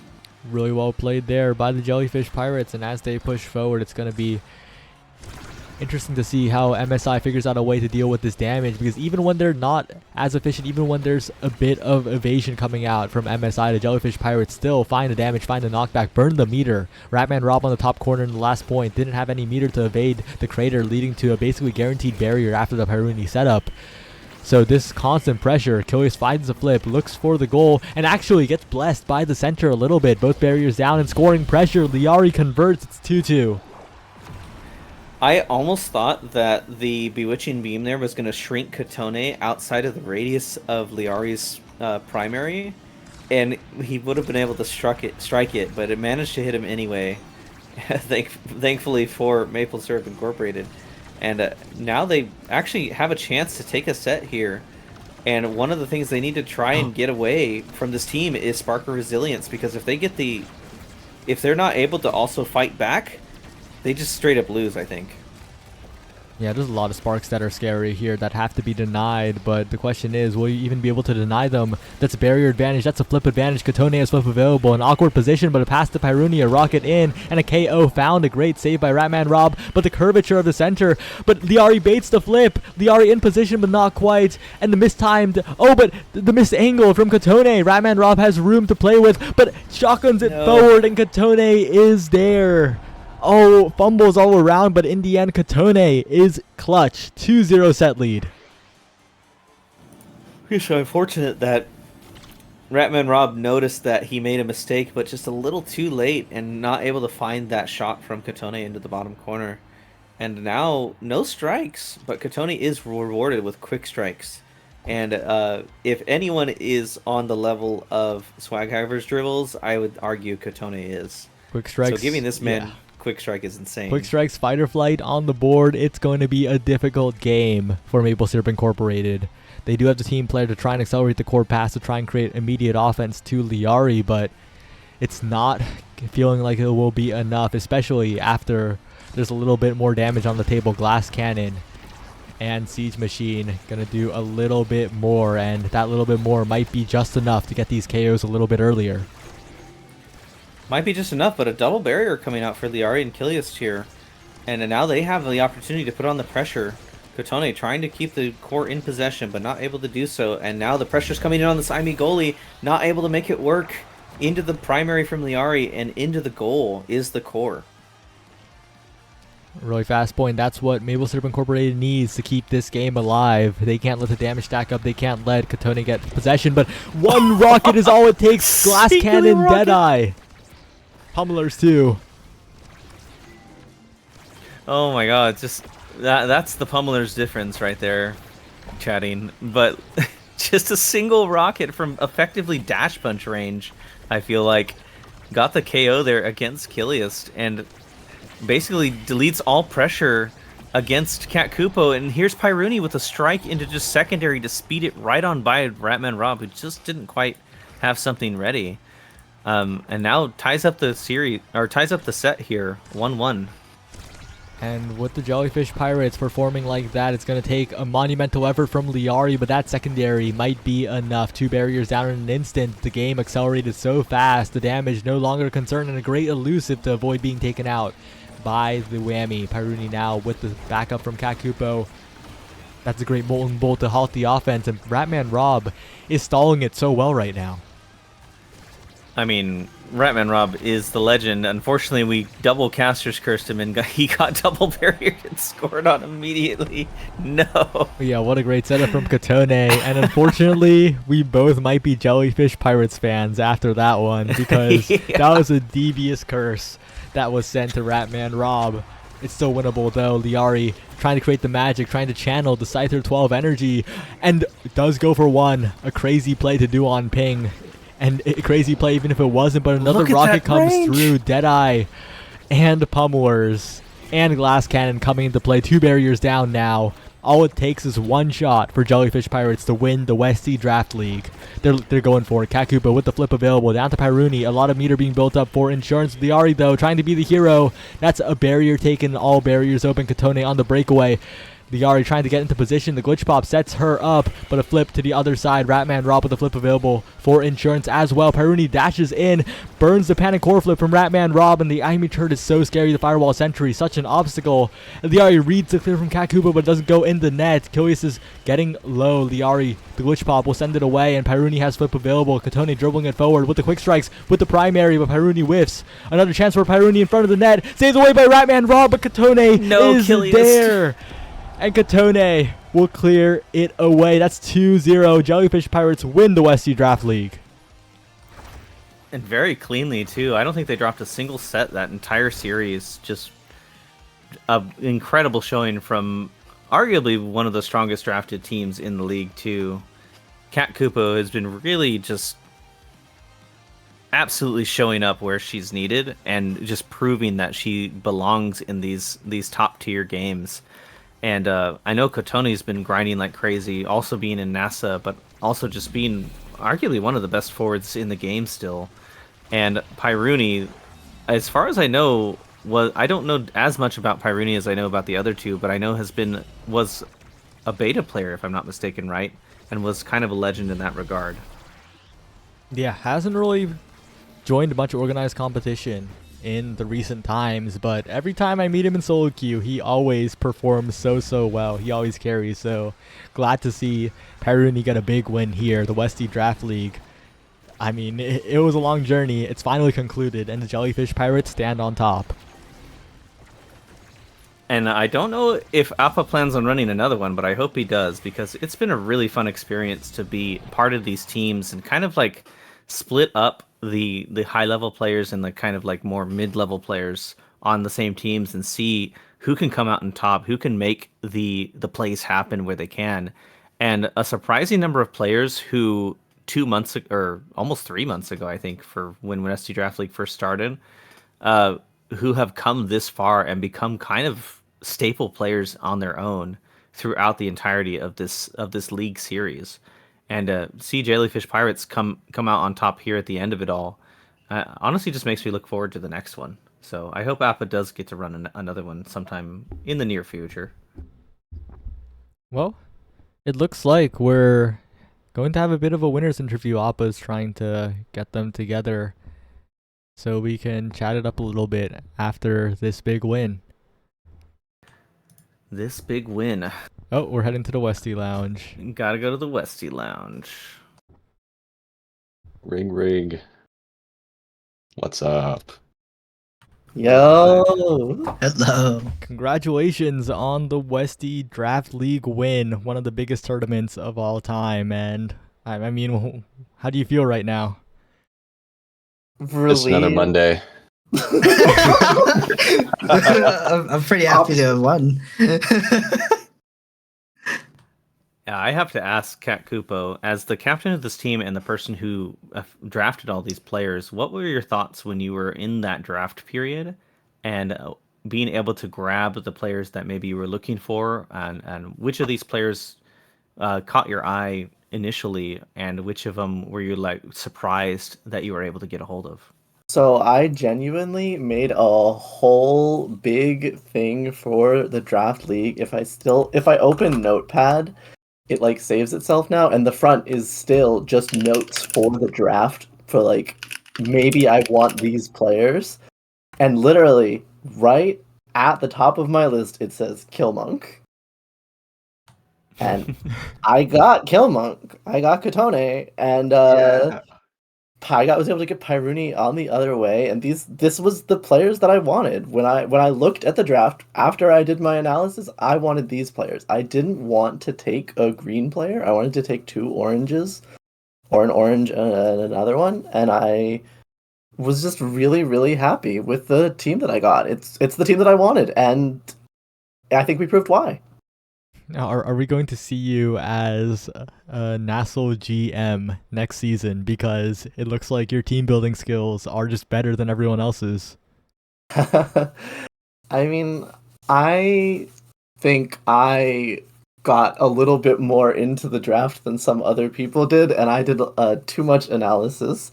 Maybe if a Nassau team wants me to help look for players, I can do that. I can absolutely do that. And Katone, Tony, you were channeling some dribbling energy in that last game, and you played quite the variety of picks, if I remember correctly. How was your experience in today's games? I mean, I wasn't here for winners finals because I had class, so I was a little bit nervous coming into grands. I haven't warmed up or anything, and I saw how good my team was playing. I was like, okay, I kind of have expectations. I'm replacing Vaughn after all in the Westie Draft League. That's kind of big shoes to fill. But I got quick strikes on Rasmus. I got to play Zentaro and Taiko Temple. These are picks that I'm super comfortable with.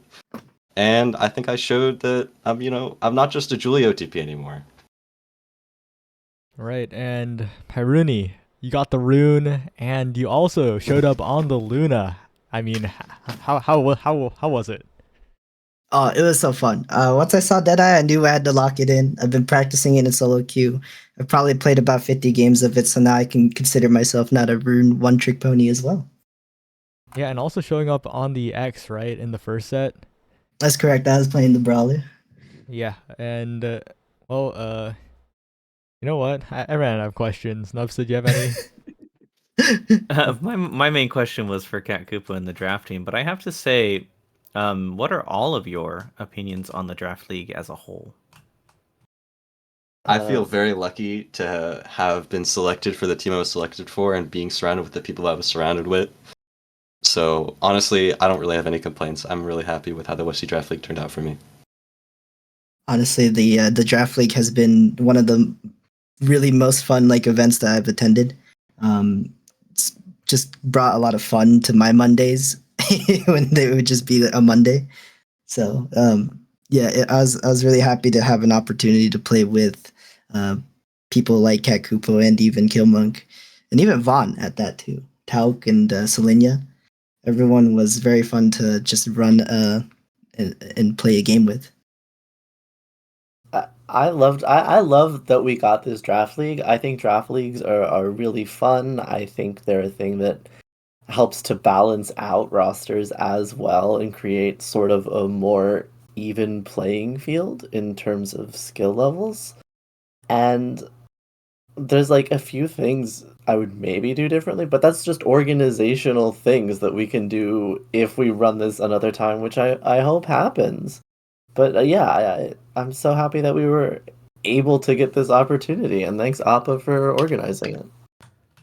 You actually answered my follow-up question in if a second Westie Draft League was to happen, would you enter? I think I'm an orange player if I enter again. I think a lot of people became orange players over the past few months, so we may need to reevaluate our standings and see how that comes if that draft league does happen. But that's entirely up to Appa or whoever ends up running the next one if it does happen. All right. It is time to end the stream, and before we go, from the creator of the Westie Draft League, Appa, I know your voice is completely dead, I've heard it, but do you have any words you want to close us off with? I want to thank everyone for coming out here. This means a lot to me. Saya for even streaming the finals for us today. It means so much. Everyone who played, not just the playoff teams, but I'm referring to all the teams, all 12 of you teams. You guys did so much for me. I couldn't have done this without you guys. There's it's a lot to run a league of this caliber, and I learned so much. But I once again, you guys really helped lead the way for me. So thank you so much. On that note, Thank you. Thank you, Appa, for organizing this. And Thank you, Appa. I guess Thanks, Nubsta, Appa. Thank you, Appa. now's the time as good as ever to just end the stream. So, anything else? Nothing, right? We're done? Abandoned as a pup, he was found by Muri.